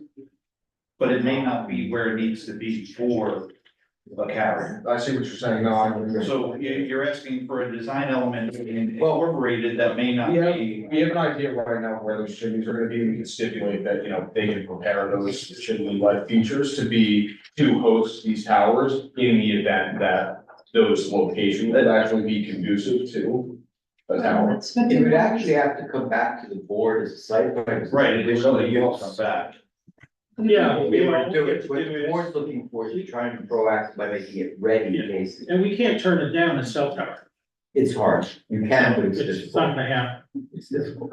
We could say, oh, you should shield it, or you should install it. So we, It's gonna happen. let's not litigate the cell tower application yet. A decorative element, so it just isn't a great big box. Well, so why don't we, Mr. Chairman, Okay. why don't we, if there's an approval, post-approval, let your board professionals work on the wording with the applicant to make sure that we take advantage of this opportunity, but we don't stick it somewhere that a wireless carrier is not gonna want it when they show up later on. We'll work it for them. That's fine. They may want more. It's worth for them. to- How about the applicant shall make the architectural elements available for He wants to be stronger. No, I wanna, now's wants the it- he time to wants it run ready. the conduit, it costs nothing to run the conduit Yeah, now. they agreed to make it ready, they'll make it ready, we'll figure out, Language. Don't have to We'll deal figure with it out. power. And it makes sense for them to go talk to somebody and say, where do Yeah, you think they'll figure it the out. investment I would mean, be? Yeah, that's, There is, that's your investigating. there is an ordinance related to chimneys, real chimneys. Yeah, but And that's not, these are decorative elements, so it's worth maybe including that aspect, but whatever John said, is what this is, which is a decorative feature. Right. No, it's not. It's We got not, it. it's not a functioning chimney. Average chimneys. All right, thank you. 76. I don't have, I mean, I've looked through the changes on the next one, but I don't have any comments in the red ones. They haven't really changed the next 10 or 12. Send it to redundant? Did we address that in the other? I'm willing to approve 73. 73 is fine, it's not redundant. Stairs down, stairs down is fine, 73 is fine, Yep. 74. One at a time, please. 75 is not changed. 75 is good. Yeah. This is the 2 parking spaces. Yeah. Okay, sorry about my explanation there before. 76, emergency turnaround, this is a very collaborative activity. As you know, so they're stipulating this, as long as the borough can get it. Then there would be incremental engineering, pitch and so forth. And we had changed the language that said the borough shall obtain to may request, because you don't want to make it affirmative of, they can't get it, you can't get it. That's okay.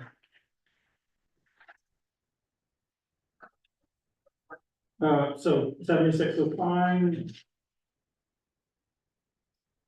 77 is probably code, but that's there, that's for the EPSS system. Yep. 78. Sprinklers. This is the fire department's request that the capacity be set to 20 minutes. To give them more time. Okay. 79. Board, it is the board engineer, right? Not the borough engineer. 79. Right, Yeah, 79. board. 70, yeah. This is, okay, everyone okay, right? 80. This is mostly on you guys and how you want to run the applicant, and how you want to run your site. 81. 80 is okay, right? We got 81, I think is improved. Should be something? No, we went. Collaborative. 78. This is the collaborative crosswalk activities.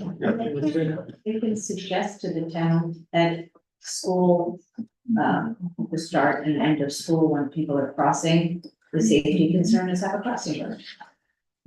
I think that's still, It's just a suggestion. All this was that we want them to take on the responsibility to participate with whatever the town decides to do with that crossing, and, that's all, it's just, yes, we realize we'll participate in discussions and we'll be supportive, collaborative for that crossing that's right across, between the bank and the lodge.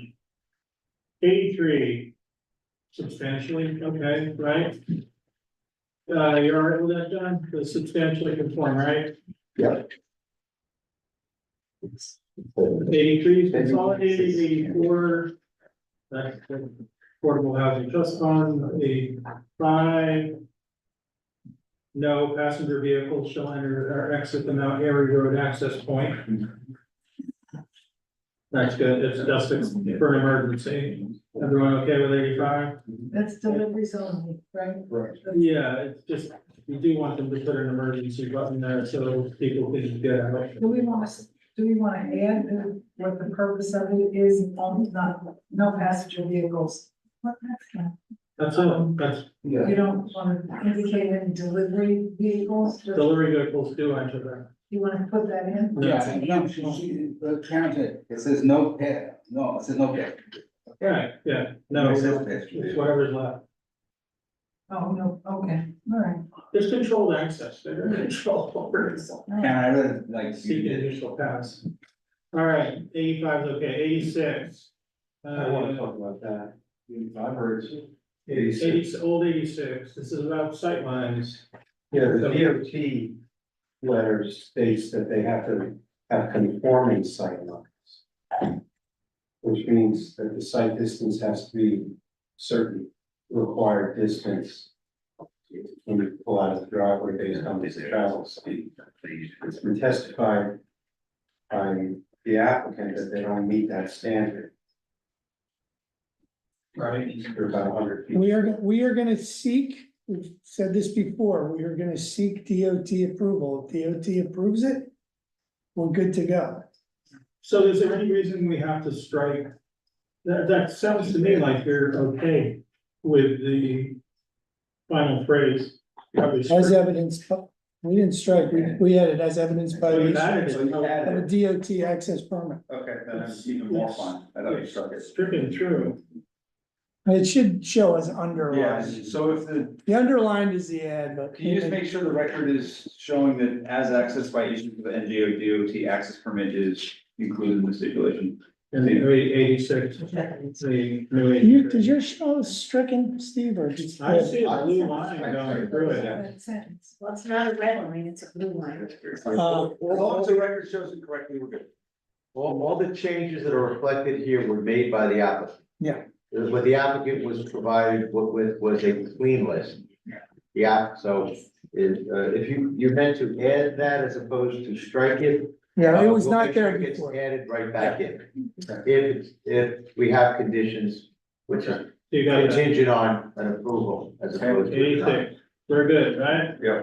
Now, Now you're okay? yeah, now on number 87, do Okay, we want to make any recommendations to turning restrictions? We have the right to do that. no, I would vote no, no turning restrictions on the main entrance. Because when I look at it, the more restrictions we put in there, the worse it's gonna be for Church Street and Wesley and everything else. It's gonna be a mess. There's no magic wand here to solve. For this site, no matter who is developing stuff on it, there's no magic wand for fixing that traffic that's out in front of Morrison Road. It's terrible. But I think, well, let's defer to them. Our thought was, look, we're not geniuses, we think there'll be a negative effect if we put a turning restriction.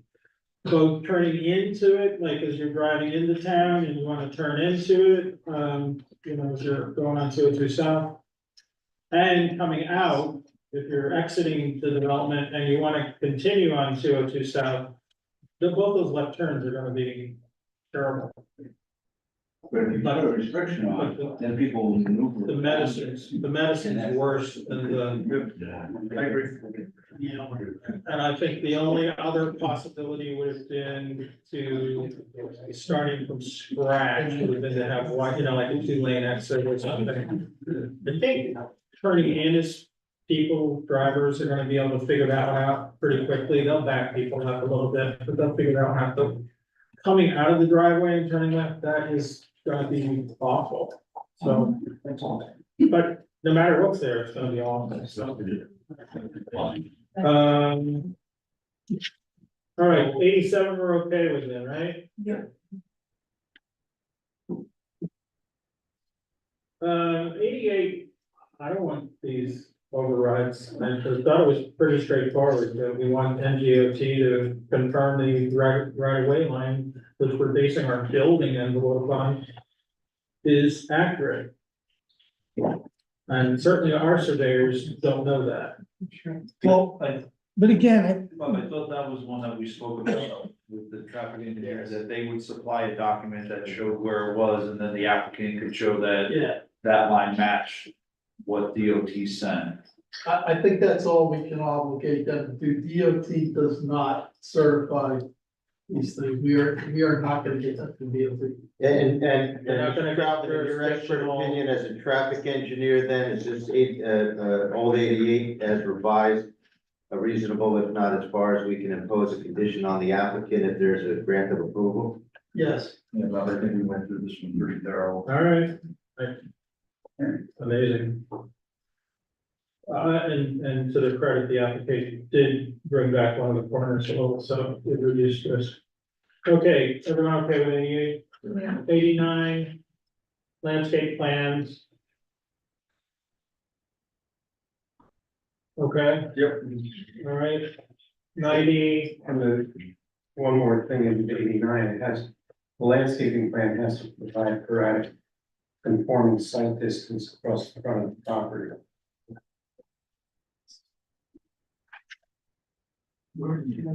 Put language in there that says shall not obstruct site distance. Because there's planters, there's. Yeah. That's fine. Will the applicant stipulate to adding and shall not obstruct site distances? Yes, we assumed that was kind of read in. And that'll be Part and parcel. incorporated into the board planner's reasonable discretion in reviewing and approving same. Correct? Is that acceptable? to the Acceptable, Mr. Warner? applicant? Thank you. For the record, Mr. Simon, I wouldn't have allowed landscaping in a site plan anyway, but But there's also some back walls and, yeah, because the DOT asked for that sightline to be plowed. sure, as soon as they apply, we'll know where they can. is there any borough organization that could voluntarily collaborate with them and their landscaping plans? It's very This is a simple, green Mr. space. Chairman, it's gonna be on the site plan, and zoning officer's gonna drive by, and if the zoning officer sees something that's obstructing like a planter or something that's built. No, I they mean get a in notice. advance. Like, in advance. In advance, this is the only We're gonna area of submit green the plan space. to us, and we're gonna, they're gonna submit it to us, and we're gonna make sure that there's nothing in the site. No, I don't care if it complies, Landscape. okay? No, I care that it's functional, I care that it's what people want, in that green space.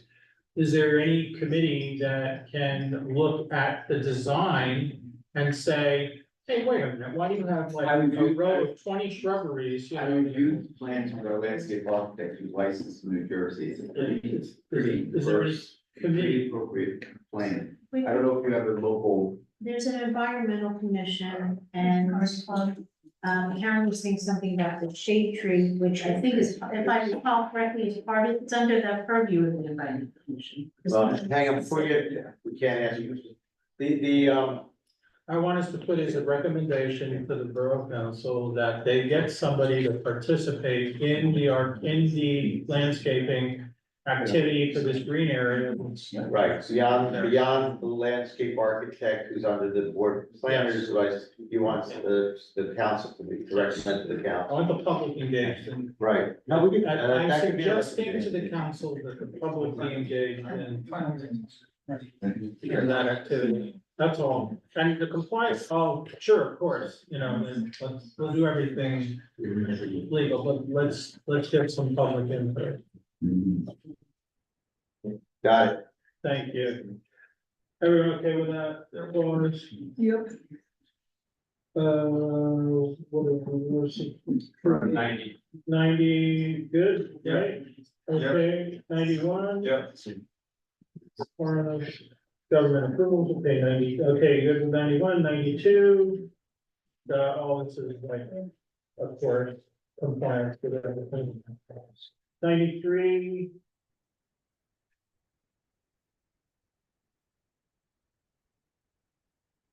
This is just your constant ask, right? It's like resolution compliance. Yeah, okay. All right, 94, 93 is okay. right? That's our 94. expiration, that's ordinance and statutory. Do we need a motion to extend? I'll make Yeah, we need a motion extend to till- extend. till 12 o'clock. Okay, because we're on the next second motion. All in favor? Aye. And the public vote. Who was the second? Yeah. I'm sorry, I thought you were first, so I was first. you made the motion, okay, thank you. All in favor? Aye. Aye, all right. So a bunch of strikeouts here, 95. Some of this is required anyway. Like, the stormwater manual exists, it has to be made. Well, we have to maintain that. We probably have to record it in the county. What's the, resistance to having an operations manual for an operation that's this large and this important and? We collaboration with the Borough Council, we testified to operations. We're gonna be operating this facility. We know we've got issues we need to deal with, but, And there'll be a developer's agreement. and there will be a developers agreement.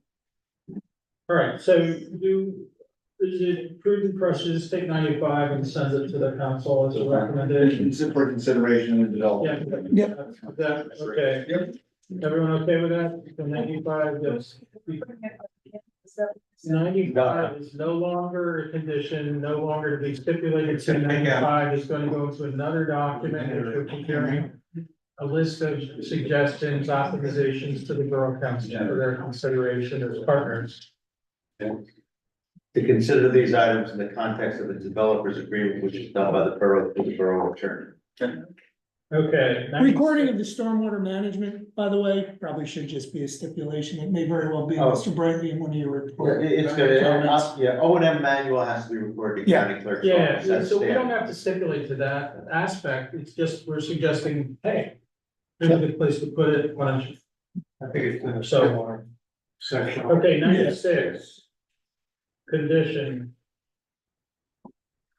Need an emergency exit.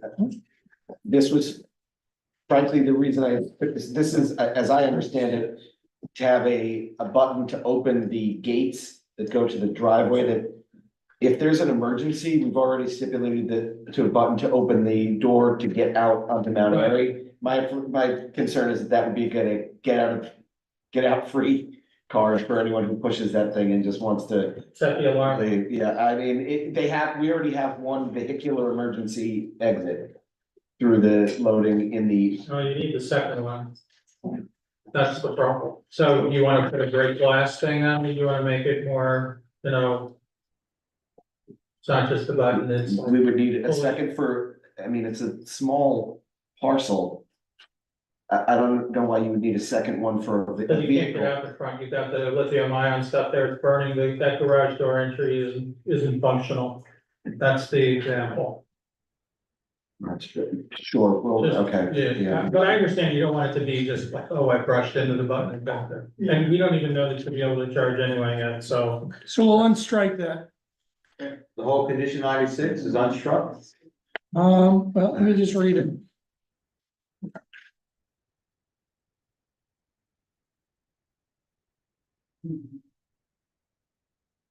Can we just leave the first sentence and deal with the, I mean, and Yeah. trust us that we will get that, yeah. And you can take the word condition out, I just, Yeah, that's a, yes. okay, so it's a stat as Everyone for the okay with first that? sentence. It's just an emergency Yeah. button for both, okay. Got it. 97, this is the whole question, well, who's gonna be at the building? But I think this is just a matter of clarifying, it's really there will be 24/7, I'm blanking on the word, but the ability to contact, property management 24 hours a day, 7 days a week. On call. Yes, there will always be somebody on call to pick up Yeah, when this the is- property This manager. is somebody watching. We talked about this, which one you want? We use this as a condition. So the point is, a lot of this is safety related, size related, there are traffic issues and all these other things. It's not a quote building management request, it's not my single. Requirement. We talked, yeah. It's We Yeah. talked about that. No, I understand what you're saying, just trying to think about wording. I don't have any problem with the concept, because we did.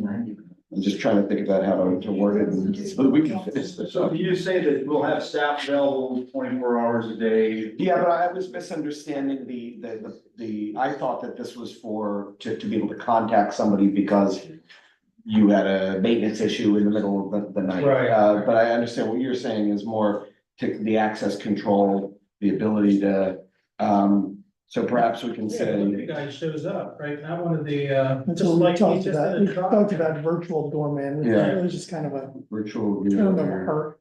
Yeah, and just, I think, what, there was a term that we used in the earlier one, hybrid doorman service. It was a like a software. Pretty cool.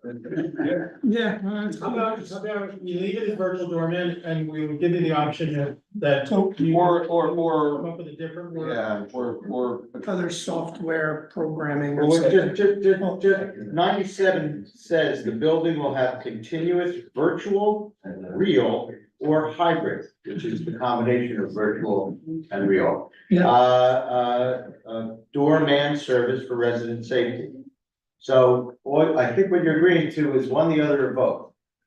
Can you agree with it? And if not, what do what can you Do you do? want to change the word doorman? Yeah, that's what that's what I'm sort of, Yeah. there's not gonna be somebody watching a camera like 24 hours a day. It's just gonna be. Virtual, real, or hybrid, property management for resident safety? Access control? Leave it as doorman, but if you come up with a better answer. Yeah, we used. Yeah, you're right. We can, Move with a better answer and. we all know the intent. Yes. Okay. That's what I have in my apartment, it's called the butterfly. Yeah, we're gonna leave it as. It's a Virtual butterfly. It's a screen, it's actually a screen, you can see who's coming in the door. Okay, we got intent, and we got the language. 98. Yeah, we dealt with the life safety. All right, one more, back to 87. Yeah. Okay, one at a time, please. Striking 98, yes. 87, I'm sorry. 87. We're going backwards, for Yeah, I know. Old 87. Right, where the applicant shall submit to the board engineer and the board traffic engineer contemporarily proceed a transmission of same all correspondence. I would like it also to allow our professionals to offer input and response to those comments. When the DOT comes back with something, And work with any board professionals on resolution. Well, they can, there's nothing to stop your board professionals from doing their own reach out to Well, that's what I'm DOT or the county. I don't know that it needs to be stated. Unless we're gonna say we require. no, I was just saying, give them, they have the opportunity to respond or to offer input. Oh, as opposed to only the applicants, only the applicant's attorney being able to respond. Engineer. Mr. Simoff, would that happen during performance review? Compliance. I'm sorry, compliance? No, there's a letter from DOT dated February Right. 6th. Nothing's been sent back to the DOT since then. And That's actually not true. We actually did make a submittal. We provided copies the same, so. I think, for example, Yeah, they provided that. if there's something with their sight line that we find objectionable. right, so I'm just saying that you're not restricted in offering comments. I don't think it says there's any restriction. I think your professionals can speak with anybody. They can speak with the county of Morris for that matter, or anybody else. Mr. Bradley just said he's gonna respond, so. It's part of the resolution, part of resolution conformance, and if it's disagreement, I'm not gonna knock. and if there's disagreement, it'll come back here and it'll be argued out with the other agencies. You're not gonna do it, but you're not gonna not. Okay. All right. So, is that one teed up for 2 years from now, so you just make sure you're here to respond to that one in 2 years? Here. Okay. All right, that is the end of the list, I think. Now, this is, we've collected a lot of stuff and. Well, what's going We on? got the conditions, are we up to the point where, applicant's council is gonna make a submission, then you're gonna deliberate and vote whether you're gonna grant with the conditions or deny? I think so. Okay. All right, great. Thank you, everybody. On behalf of myself and AR at Bernardsville LLC, I do want to say a few words. I'm a lawyer, so I use that term loosely, few words. First off, I would like to thank the entire board, Denise, your secretary, and all the board professionals for all the time and attention that has been given to this application. as well as the members of the public. A lot of folks have taken their time to come out, provide questions and commentary over the course of the hearings. As an experienced development firm with over 45 years of experience in both residential and commercial development, my client certainly understands that change, particularly in a high-profile location, downtown location such as Olcott Square, can be difficult. And it's always going to result in questions and concerns. We appreciate the comments that have been provided. In fact, we believe that the comments of this board, your professionals, Fire Prevention Committee, and the public have resulted in modifications from where we started that are going to make this an even better project than originally contemplated.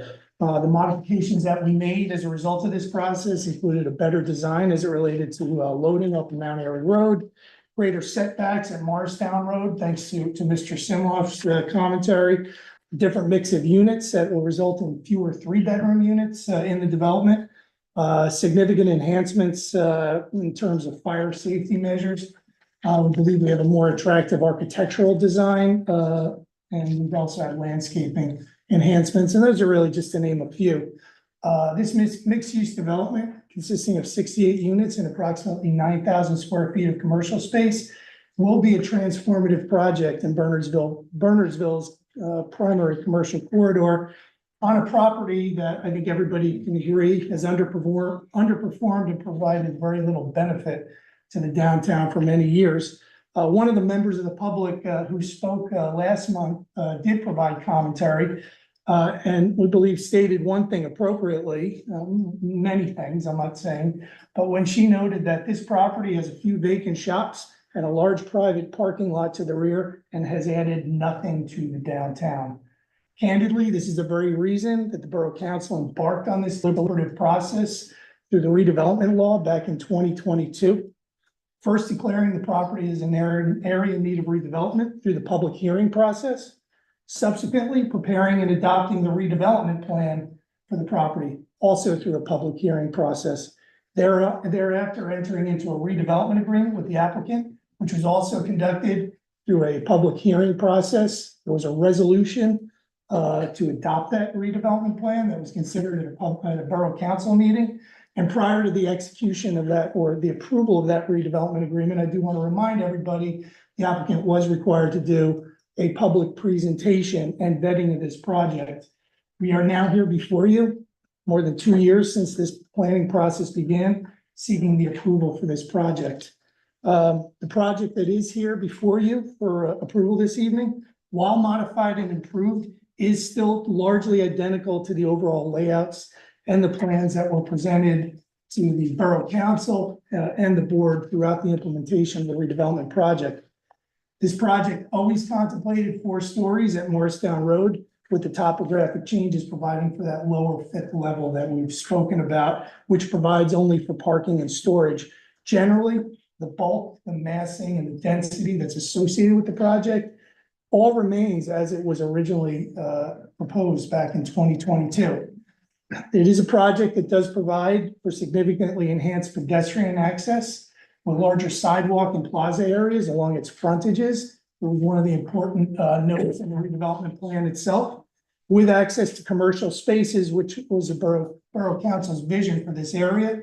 As we noted in discussions earlier this evening, we not only meet but exceed the minimum square footage as it relates to the commercial space.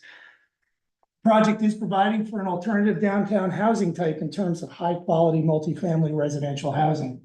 We fully expect that our residential tenant base is going to be largely empty nesters. Residents who no longer want to reside in their don't have kids anymore, don't want their 5,000 square foot homes and the maintenance headaches associated with it. And we also expect that we'll have young professionals within this building. It is not a project that's expected to generate a significant number of school-age children. The majority of our units are 1 and 2 bedrooms, as you'll recall from our discussions. And it is going to be bringing more residents directly into the heart of your downtown who are expected to support your downtown businesses. And that's really part of the whole vision. We believe this project achieves that vision. It is a project that's going to have very little demand on municipal services as a whole. Redeveloper is financially responsible for all aspects of this community. That includes the operation and maintenance of the building, the grounds, the operation and maintenance of the garage, the removal of waste and recycling by way of private waste haul or paid by the redeveloper. The building itself has a complete fire suppression system at levels that exceed what is required by the UCC and the applicable fire codes, as we've stipulated through the process. Project, it will also yield a significant benefit from the perspective of affordable housing, with the redeveloper making a significant contribution to the borough's Affordable Housing Trust Fund. You have heard extensive testimony from our professionals over the course of the hearing. Our civil engineer, our traffic engineer, architect, and tonight you heard from our professional planner. And you heard detailed operations testimony as well from Mr. Karadad. Project is consistent with the redevelopment plan and the redevelopment agreement. It will operate safely and efficiently from a traffic and pedestrian safety perspective. We will comply with all NJDEP requirements, including the stormwater management regulations. We will certainly address if we run into any environmental conditions on the site, we're obligated to do so. And we're also going to be compliant with any DOT and Somerset County requirements. Those are outside agencies, as we've discussed, and any approval that we would receive from this board would be subject to those agencies and Soil Conservation District and others. And generally speaking, we are going to comply with all building codes, subcodes, fire codes, subcodes, and all other applicable regulations. We do have a number of deviations. You heard from our planner on it. I'm not going to go back and belabor the point. As discussed during the course of the proceedings, my client Advance has extensive experience in development, ownership, operation, and maintenance of mixed-use projects. They've got over 3,300 units of multifamily residential housing, thousands of square feet of commercial space within their portfolio. Their headquarters is located in Bedminster, and with that, this project is going to be one of its flagship communities, right, essentially in their own backyard. Advance is a Class A company when it comes to development, both residential and commercial. It is one of the primary reasons that the Borough Council felt comfortable designating Advance as the official redeveloper of this site. It's why they entered into the redevelopment agreement with them to allow for this development. My client is going to be making a major investment into the Borough of Bernardsville that we believe is going to provide a major benefit to the downtown and the community in general. With that, we are very excited to proceed with this redevelopment project, and we would respectfully request that the board grant approval for site plan and the deviations and allow this project to proceed accordingly. Of course, with all of the stipulations and conditions that we discussed over the course of the hearings. And with that, thank you very much again. Appreciate the time. Mr. Chairman, with your permission, happy to key it up with the board's deliberation. Again, the board is deliberating on preliminary and final major site plan approval, along with redevelopment deviations as follows. One, de minimis exception from RSIS parking requirements, 122 minimum or maximum required under RSIS, 102 proposed. That is one deviation.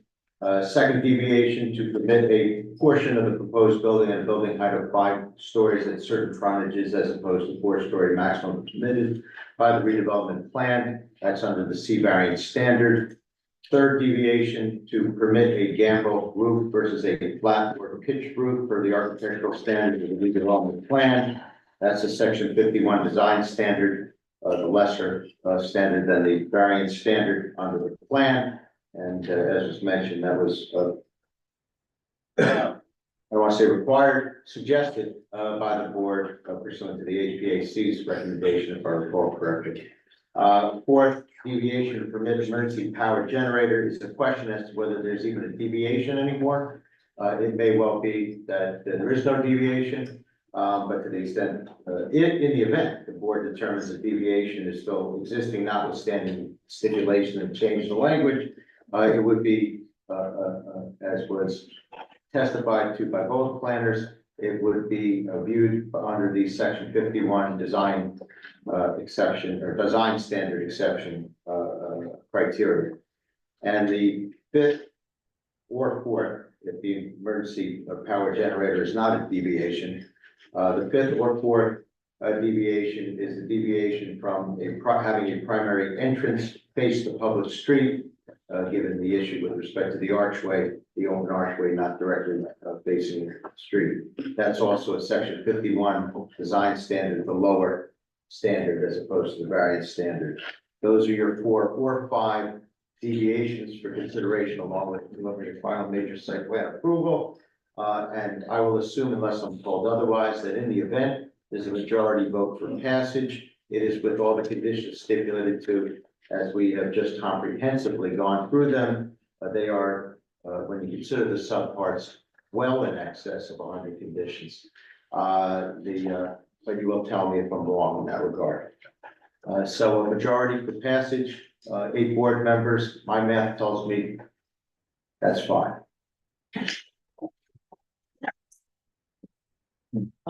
So discussion, right? I mean, it's now. There could be deliberations, a motion, vote. But Should we take every section?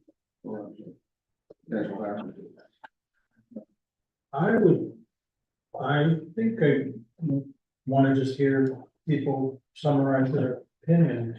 Is that okay? Then whoever wants to go first and just say what they. Sure. I would say, I appreciate all the back and forth and then the compromise that we've made with the project. My personal opinion is that a number of the key plan goals were missed or ignored. That really about sums it up. I do appreciate the back and forth and the concessions, but there's definitely a couple of key plan, goals that I think were overlooked. You mean the redevelopment plan? Yes, yeah, the goals in the redevelopment plan. Which ones? I would say, item 4, which would be the, encourage the architectural design that is consistent with the historic character of Bernardsville. Promote the redevelopment of the site to enhance the downtown, the commercial and civic center of Bernardsville. And development that is compatible with the surrounding downtown core area. My personal opinion is this has been around long enough that it should fit better. That's just how I feel about it.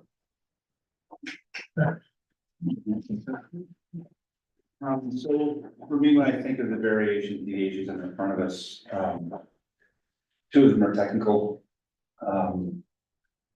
The parking variation, the governing document that would govern that is the redevelopment plan, that would govern that technical variation.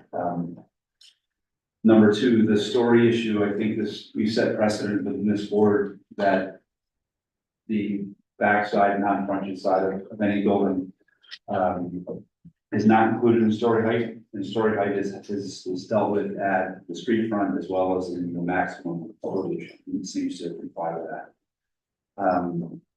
I don't believe that the electrical deviation or design waiver generator design waiver is necessary any longer after the discussion. So that's sort of the technical merits of the application.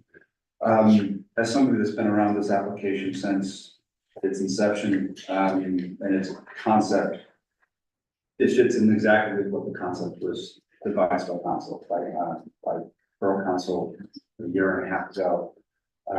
We saw the concepts, and I would say that this plan through the deliberation, the work of this board, and Bob and others, is better than what we even saw then.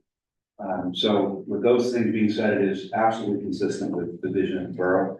And I believe that the variance relief that's being asked is technical in nature and not obstructing its plan.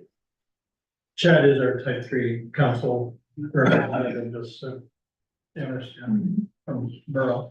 I'm concerned about the setback of the building.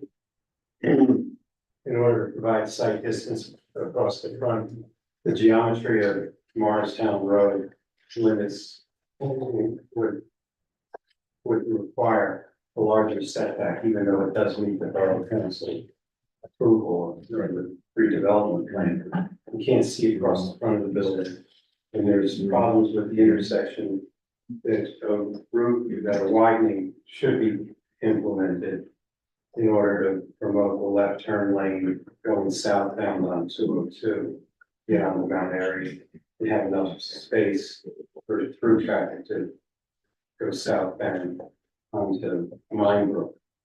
And those are my concerns, and I question the ability, or I question the propriety of approving something that doesn't meet true engineering standards, albeit conforming to the redevelopment plan.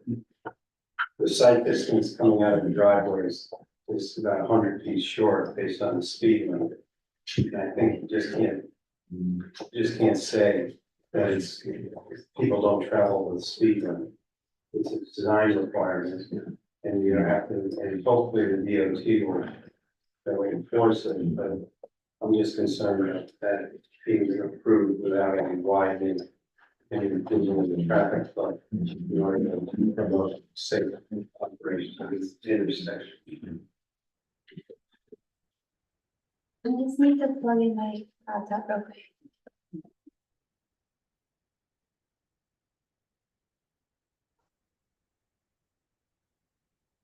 I know you said it will take time, but, 12:30? Oh. I'll move to 12:30. Okay. All in favor? Aye. Any opposed? All right, besides the. We just want to get through this. Yeah. Who made the second? Thing.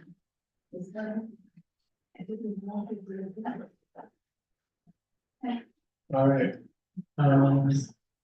Yeah, so in considering this project, there's a couple of things you have to remember. First, this is our borough's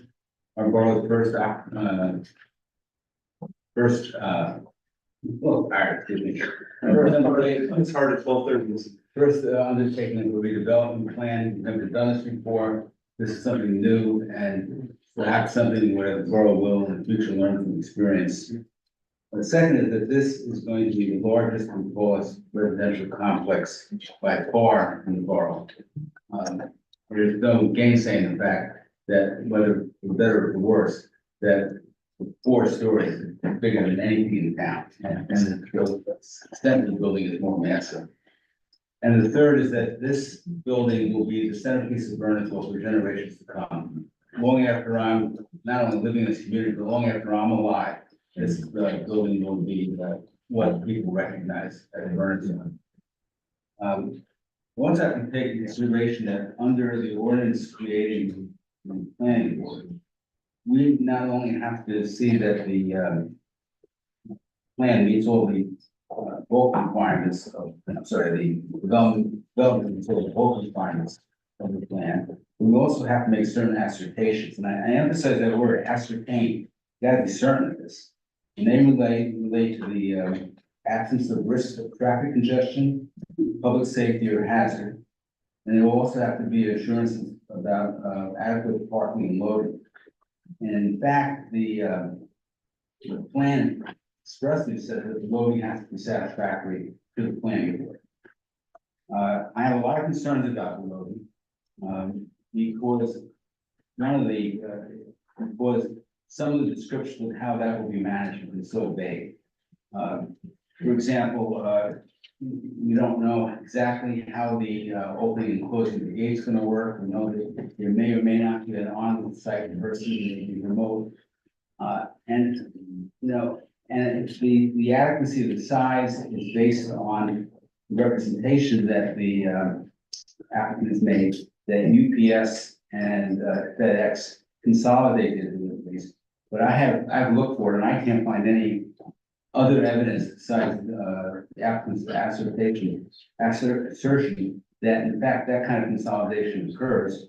And we have no assurance that even if it occurs now, it's going to continue on in the future. You remember, this building probably has a life of about 60 to 70 years. So what your conditions are saying today have to apply going forward.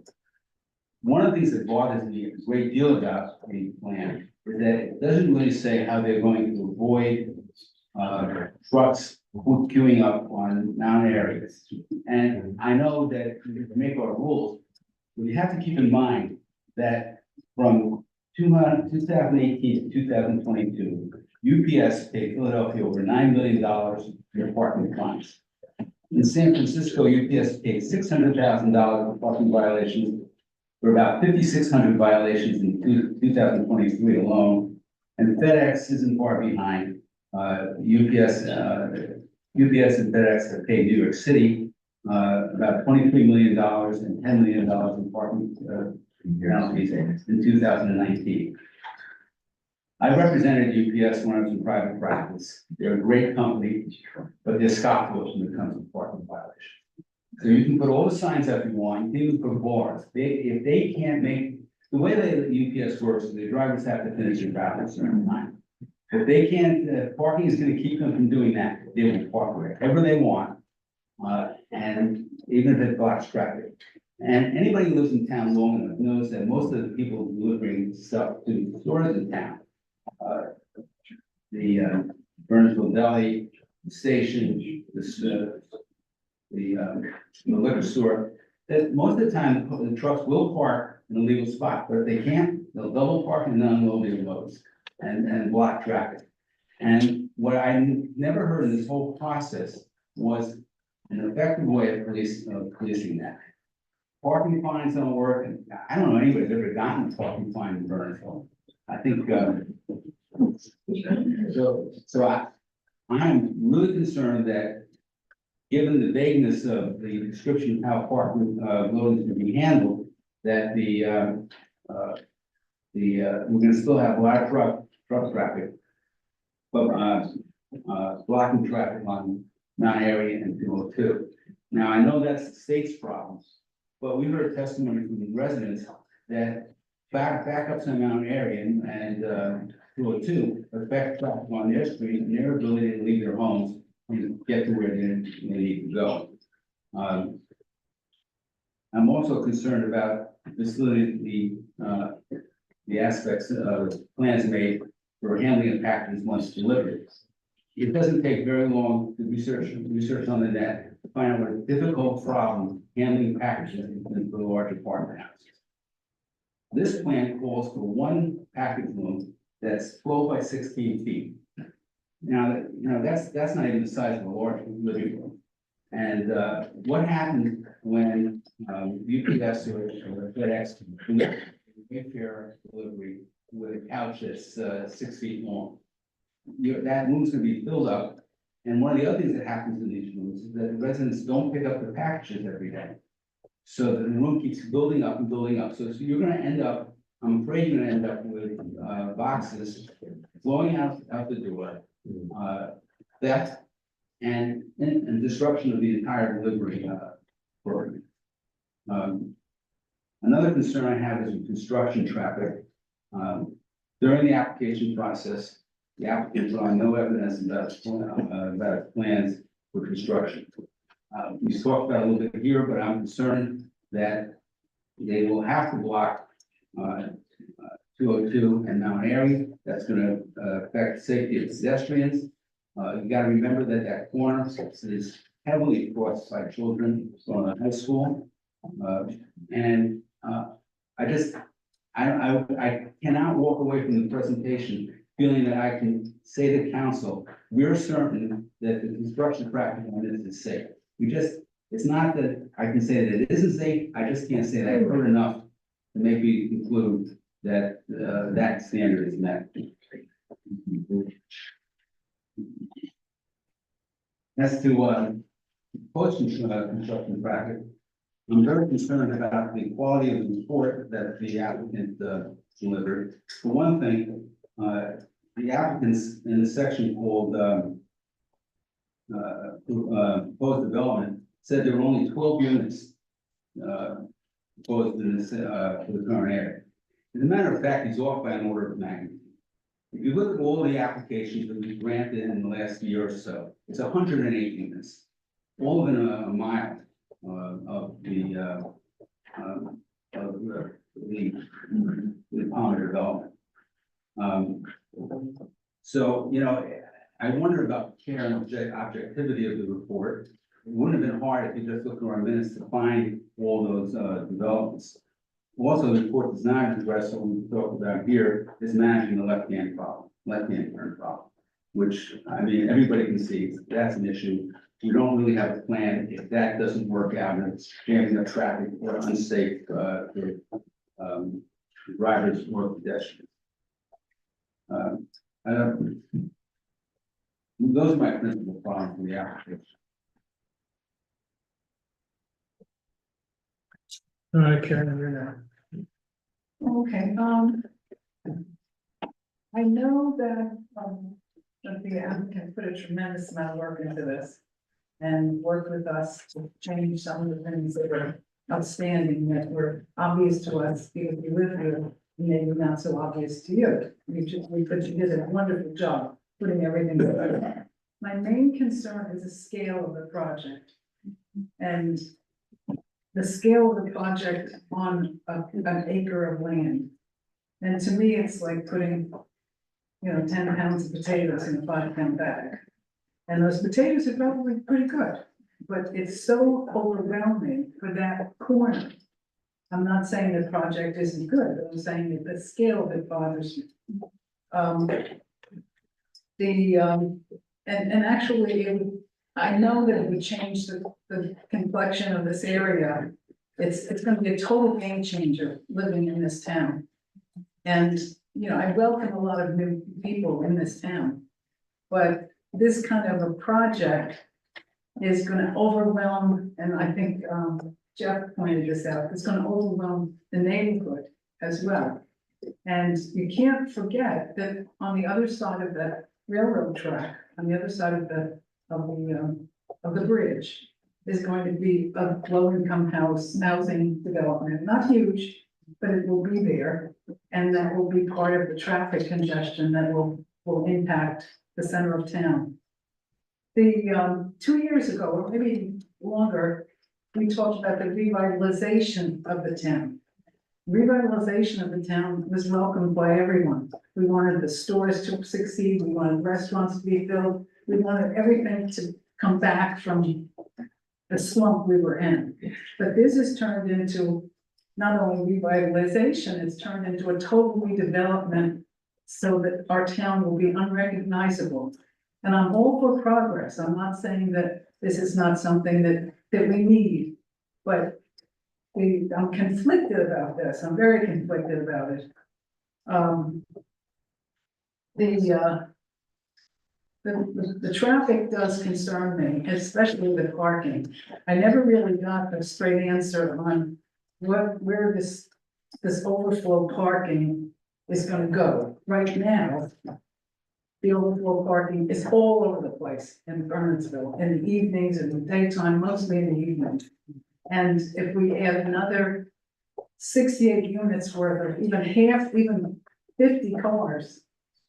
And where are they gonna park if they're not parking in your parking lot? Because the parking garages, as I understand it, will be for both the residents and the retailer. And it just, it seems like a very confusing situation. I didn't quite understand how that's gonna be managed. As far as, as I said before, as far as the concept is concerned, the concept is wonderful. I'm sure the developer is gonna put the best materials, the best windows, the best everything into the building. But the scale really bothers me. And it's, and it looks good on paper, and it probably is good. But the practicalities of living here in this town on the ground, understanding what goes on in this town every day. That I can't see as it stands right now, as the project stands right now. I'm very conflicted.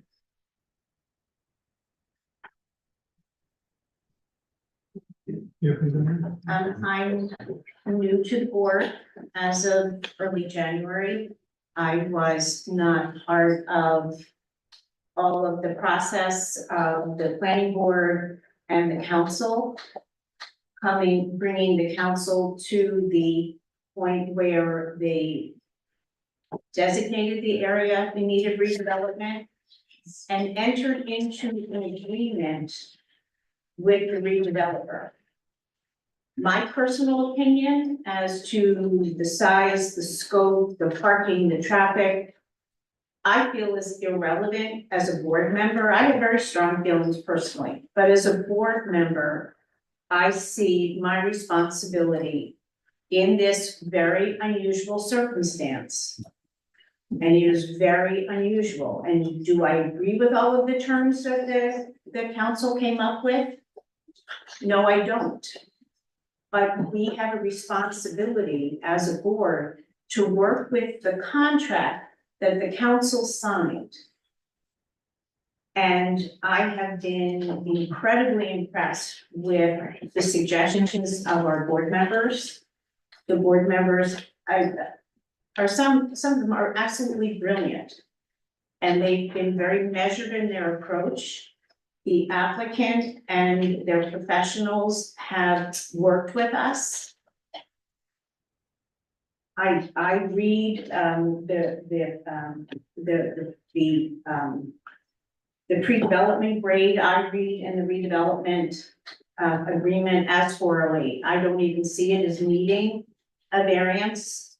Again, yes, one part is 5 stories, but this was considered and part of the redevelopment contract.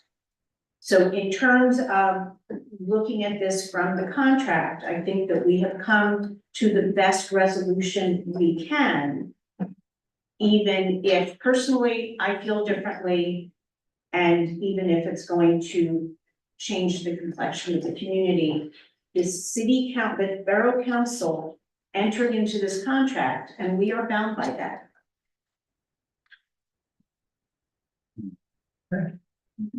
Well, I've been, new as well, been very impressed by this whole, project and the contributions of all the different board members in their different areas of expertise, whether that be engineering or actual planning, whatever. I think it's really interesting that, we've definitely been pursuing a new type of project in Bernardsville, a project that, of certain type that maybe we're not used to here. And so I think it's just been, very eye-opening, and I've learned a lot, trying to kind of see how we can best kind of adapt this type of new project to this town. I agree with you. I do think that the considerations of the council over the last 2 years are quite important. I think that there was a lot of work done there. There was a lot of public comment, not just in this process, but in that process as well. I'm really happy here, how far we've come when it comes to the loading situation, when it comes to some of the changes that were made to the line of sight, if you will. I think it was very important to examine the entrance and the loading situation is very important. I do feel that, there's 4 or 5 story issue. I do think that it's appropriate as stands. And I do think that, some of these issues, the 5 we mentioned, the one I don't think requires variance. And I do, think that accepting or issuing the variances and some of the other issues are, would be acceptable to me. So again, it's very impressive process. I think it's a really, interesting building, something different for our community. But I think it could be kind of the start of the new pursuit in this town of a more modern town planning style. So, thank you. Thanks to see one remarks. I've seen AR's buildings, particularly I've seen one in Harrison, which is very attractive, very well maintained. Very impressed by the building. But I do want to remind the other members of the board that as soon as they get a certificate of occupancy, they can sell the project. So it is fine, it's good an operator, as I think they are. There's no assurance that we'll be dealing with that much super long term. And if you want to see an example of how a project can go bad, when Metropolitan Light was sold Barchester in New York City to Helmsley, project took about 5 years to take the total lapse and never achieved the superiority of urban development that it has under the measure of life. We have to keep in mind that how impressed we are by AR, and I am impressed with that. They may not be the person that we're looking for when we have to enforce these conditions. So, I'm the old timer. This has been, a unique project. We've had hard ones in the past. This one is, breaking a lot of ground.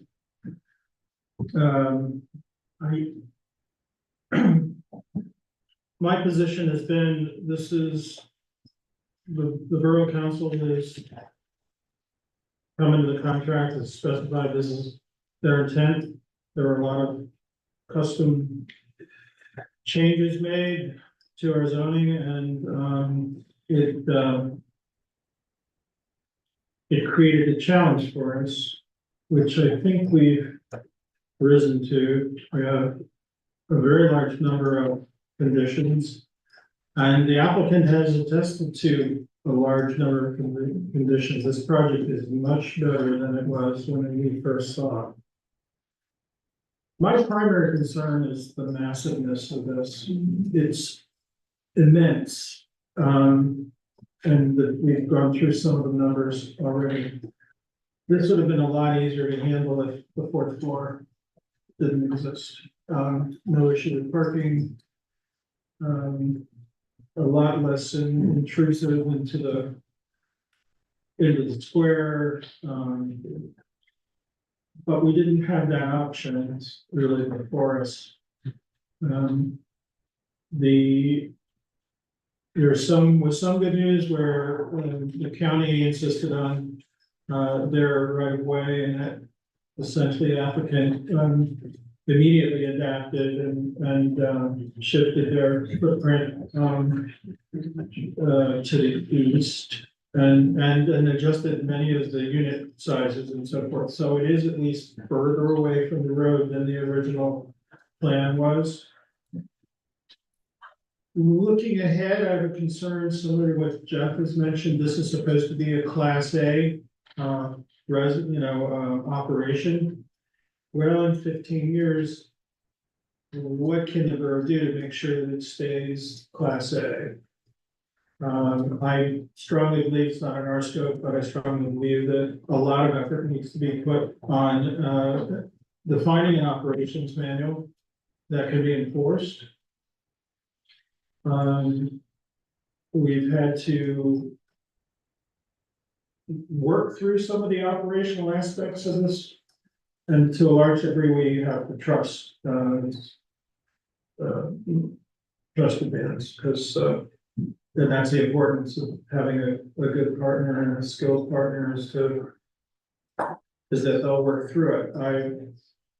I was just taken aback that it just hadn't been progressed. The operational questions were nebulous, the operation. I'm thrilled that they're going to do habitable power. I'm not convinced that how the trash should be handled. I agree that, and I don't see the answer. There's no magic answer. Left-hand turns in the driveway. But if the property had been developed in another way, that they would have left-hand turns. I mean, that current exit from the ex-bagel bin is, I mean, it's incredibly awkward. So they've done as much as they can to move that driveway to the east, but it's still gonna be bad. It's a difficult type of traffic to deal with. I'm disappointed that the courtyard became private. I would have much rather used the courtyard for, like car service pickups, things like that. I would have much preferred that the public have access to it. I understand it's easier from a management perspective to have a private courtyard. I understand from an elitist standpoint that it's great to have a private courtyard. I think it'll be incredibly unused. And it's unfortunate that it kind of didn't live up to that vision. On parking, well, today we have not much at all because there's really no public parking there. There are, a few cars that are in that parking lot. So we'll at least have, the 32 spaces. That's great. And frankly, the applicant may look at flex spaces. Who knows? It's up to them. I know we can't say that it should be charged for or gated, but the borough will work that out with the applicant. I agree with the demographic projection. I think there'll be a tremendous number of deliveries. I think each unit, if occupied, will probably have, an individual delivery a day, plus the generic ones like mail and so forth. It's a lot of delivery traffic that's going to occur. I think Mount Airy is bad, but I'm not sure that this, in my mind, this project is not aggravating or exacerbating the problem with Mount Airy traffic. I think it's, they're not allowing, passenger vehicles there. Hopefully we can schedule the trucks to be cognizant, and the Mount Airy problem is a big issue. It's nice to have the sidewalk wider there, but I think the bigger challenge for traffic is on the Morristown side. Another factor, which we have no standing for, is that I believe there's a safety hazard with the cell tower that's on top of the lodge. It would not have been a problem that this development was 3 stories instead of 4. And maybe it can be mitigated by actually deactivating that cell tower. I'm unhappy with the process just as a citizen, and the process that in terms of the affordable housing set aside. I absolutely disagree with the estimates on the number of school children, because it's not the number of school children in this facility, it's the number of school children affected in Bernardsville by this project. And if this project, when this project is successful, I expect some Bernardsville citizens to buy units, to rent units in this. And I expect them to leave the houses they're in, and I expect those houses to be filled with more children. And normally that's a joyous thing, but there's a financial implication there.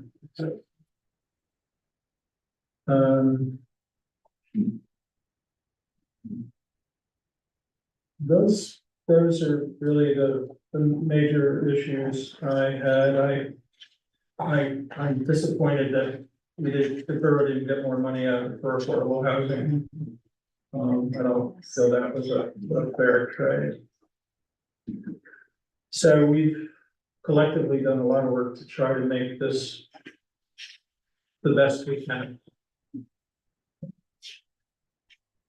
So that's my speech. So if all the board has deliberated, does any board member wish to make a motion to grant with all the conditions, or a motion to deny? If the motion gets a majority, it passes. If it doesn't, we go to the alternative motion. And if that doesn't pass, I'll explain the statutory implications. Obviously, if it's an approval with all the conditions, those conditions must be adhered to. If it's a denial, there are no conditions. If it's an approval with all the conditions and it's appealed, we see what the court does. If it's a denial, we see what and it's appealed, we see what the court does. But of course, conditions, if it's an approval, are guaranteed. If it's a denial and there were to be an appeal, hypothetically, and a reversal hypothetically, of course, there are no conditions, the court can just impose an approval without any conditions. That is a risk that one runs as a board in those circumstances. So the board must now vote, and one of the board members must make a motion to grant with all the conditions are denied. And if that motion is seconded, we proceed with a roll call vote. I'll make a motion for approval of condition. There's a motion, there's a second, it's a motion to grant with all the, and I think it's with all the conditions as we just exhaustively went through them. Yes, sir. And that's with the understanding of the second as well? Okay, and if the motion passes, it passes, and if it doesn't, we, well, depending upon the numbers, we may have to do an alternative vote. So, but right now, it's a roll call vote on a motion to grant with all the conditions. Ms. Gardner, No. Ms. Geller, Yes. Mr. Graham, Yes. Mr. Horowitz, No. Mr. McQueen, Yes. Mr. Simoff, No. Mr. Walden, No. and Mr. Zazarino. Yes. We have. That motion did not pass. It is a 4-4. So that constitutes a statutory denial. Council, would you agree? Yes. So there's no need to go to an alternative motion, even if that motion were 4-4. We have a statutory denial by virtue of the 4-4 motion. I would like to just confirm, all voting members are eligible. Have either been at all meetings or listened to the I tapes or signed the transcripts. affidavit for the one board member who hadn't been. I take her word for it that she listened to or watched or read all every word, as I do all my board members. Thank you. There were a few others that had missed like one meeting and we have those. as well. Previously, as I say, I take all their word for it. They make that representation to me, I signed the affidavit. Steve, my no vote was based on, in some extent. I'm sorry? My no vote is based to some extent on the fact that I did not think the applicant carried its burden of proof on certain issues. Is there any point to, I think you know which issues I talked about. Is there any point in perhaps the opening the hearing and letting them address those issues, see if they can be resolved? You voted. They didn't give me a chance, they didn't give me a chance to, it wasn't all. Did you make a mistake in your vote, or did you not make a mistake in your vote?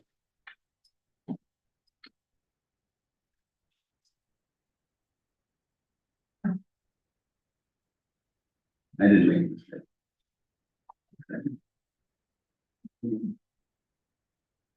Perhaps a motion for reconsideration. Council wants to make a motion for reconsideration, council to make a motion for reconsideration. And provide the basis for that motion, and I'll advise the board accordingly. I don't mean right this moment, that actually requires a motion. I'll make a motion to extend until 12:45. Well, wait, Well- I don't know that council meant to do that this evening. Yeah, I wasn't thinking, I think we probably want to look back at those issues. And once again, I get back to the issue of sight line and sight distance, and that being a jurisdictional issue of the DOT. And they were not in agreement with the adequacy of sight lines, we would find ourselves back before the board irrespective. No, but you heard some of the comments, maybe there is a grounds for reconsideration. That's, I'm just saying maybe. He's hopeful. yeah, If and when, applicant's council wants to make a motion for reconsideration, I'll advise the board, and the board will consider it. But for now, the well, board deny the application. I would request reconsideration and continue at a future hearing. Is that what you said? I think you have to make a motion for reconsideration, you have to provide me with the basis, and then the board can reconsider it's denied. This evening, they denied the application. Very well. Yeah, if you have a basis for a motion for reconsideration right now, you want to state it, state it. Well, We're not, I don't I know. think we're in a position to hear it now. well, I think, well, I would state, and at least hearing, Mr. Simoff's concerns with the project, which go to traffic safety, traffic volume, and lines of sight. Again, I raise it in the context of, we've got two agencies that control jurisdiction with respect to these roadways. The County of Somerset and the Department of Transportation. They're ultimately gonna decide through their highway access permit whether your concern that there's inadequate sight distance is valid or not. They're the ultimate arbiter in that regard. If they determine it's not, well, then we would have to come back and redesign the project because we will not have secured that approval. So that is one basis. Mr. Horowitz, and I can't recall all the, all of the concerns you had articulated, but I do know we spoke to, you spoke considerably as to loading. And I'm sorry, council, one of our board members seems to have left. Oh, okay. She's coming back? I don't know. No. I just watched her walk out. She can't. Okay. She's not feeling well. Oh, I'm sorry. It was great that she. She's getting a lot longer. Yeah, no, She does. So he's gonna get to you, with whatever you need, and you'll get those. Board rendered a decision, we'll refrain, we weren't gonna have a resolution by tomorrow anyway. We'll refrain, for the time being, short period of time, if the applicant's gonna make a motion for reconsideration, I'll advise the board, Okay. and we'll proceed accordingly. Just technically, anything going in the visitors who want to talk about anything else, hopefully no executive session. Correct. No executive session, correct. Thank you, everybody. Thank you, everybody.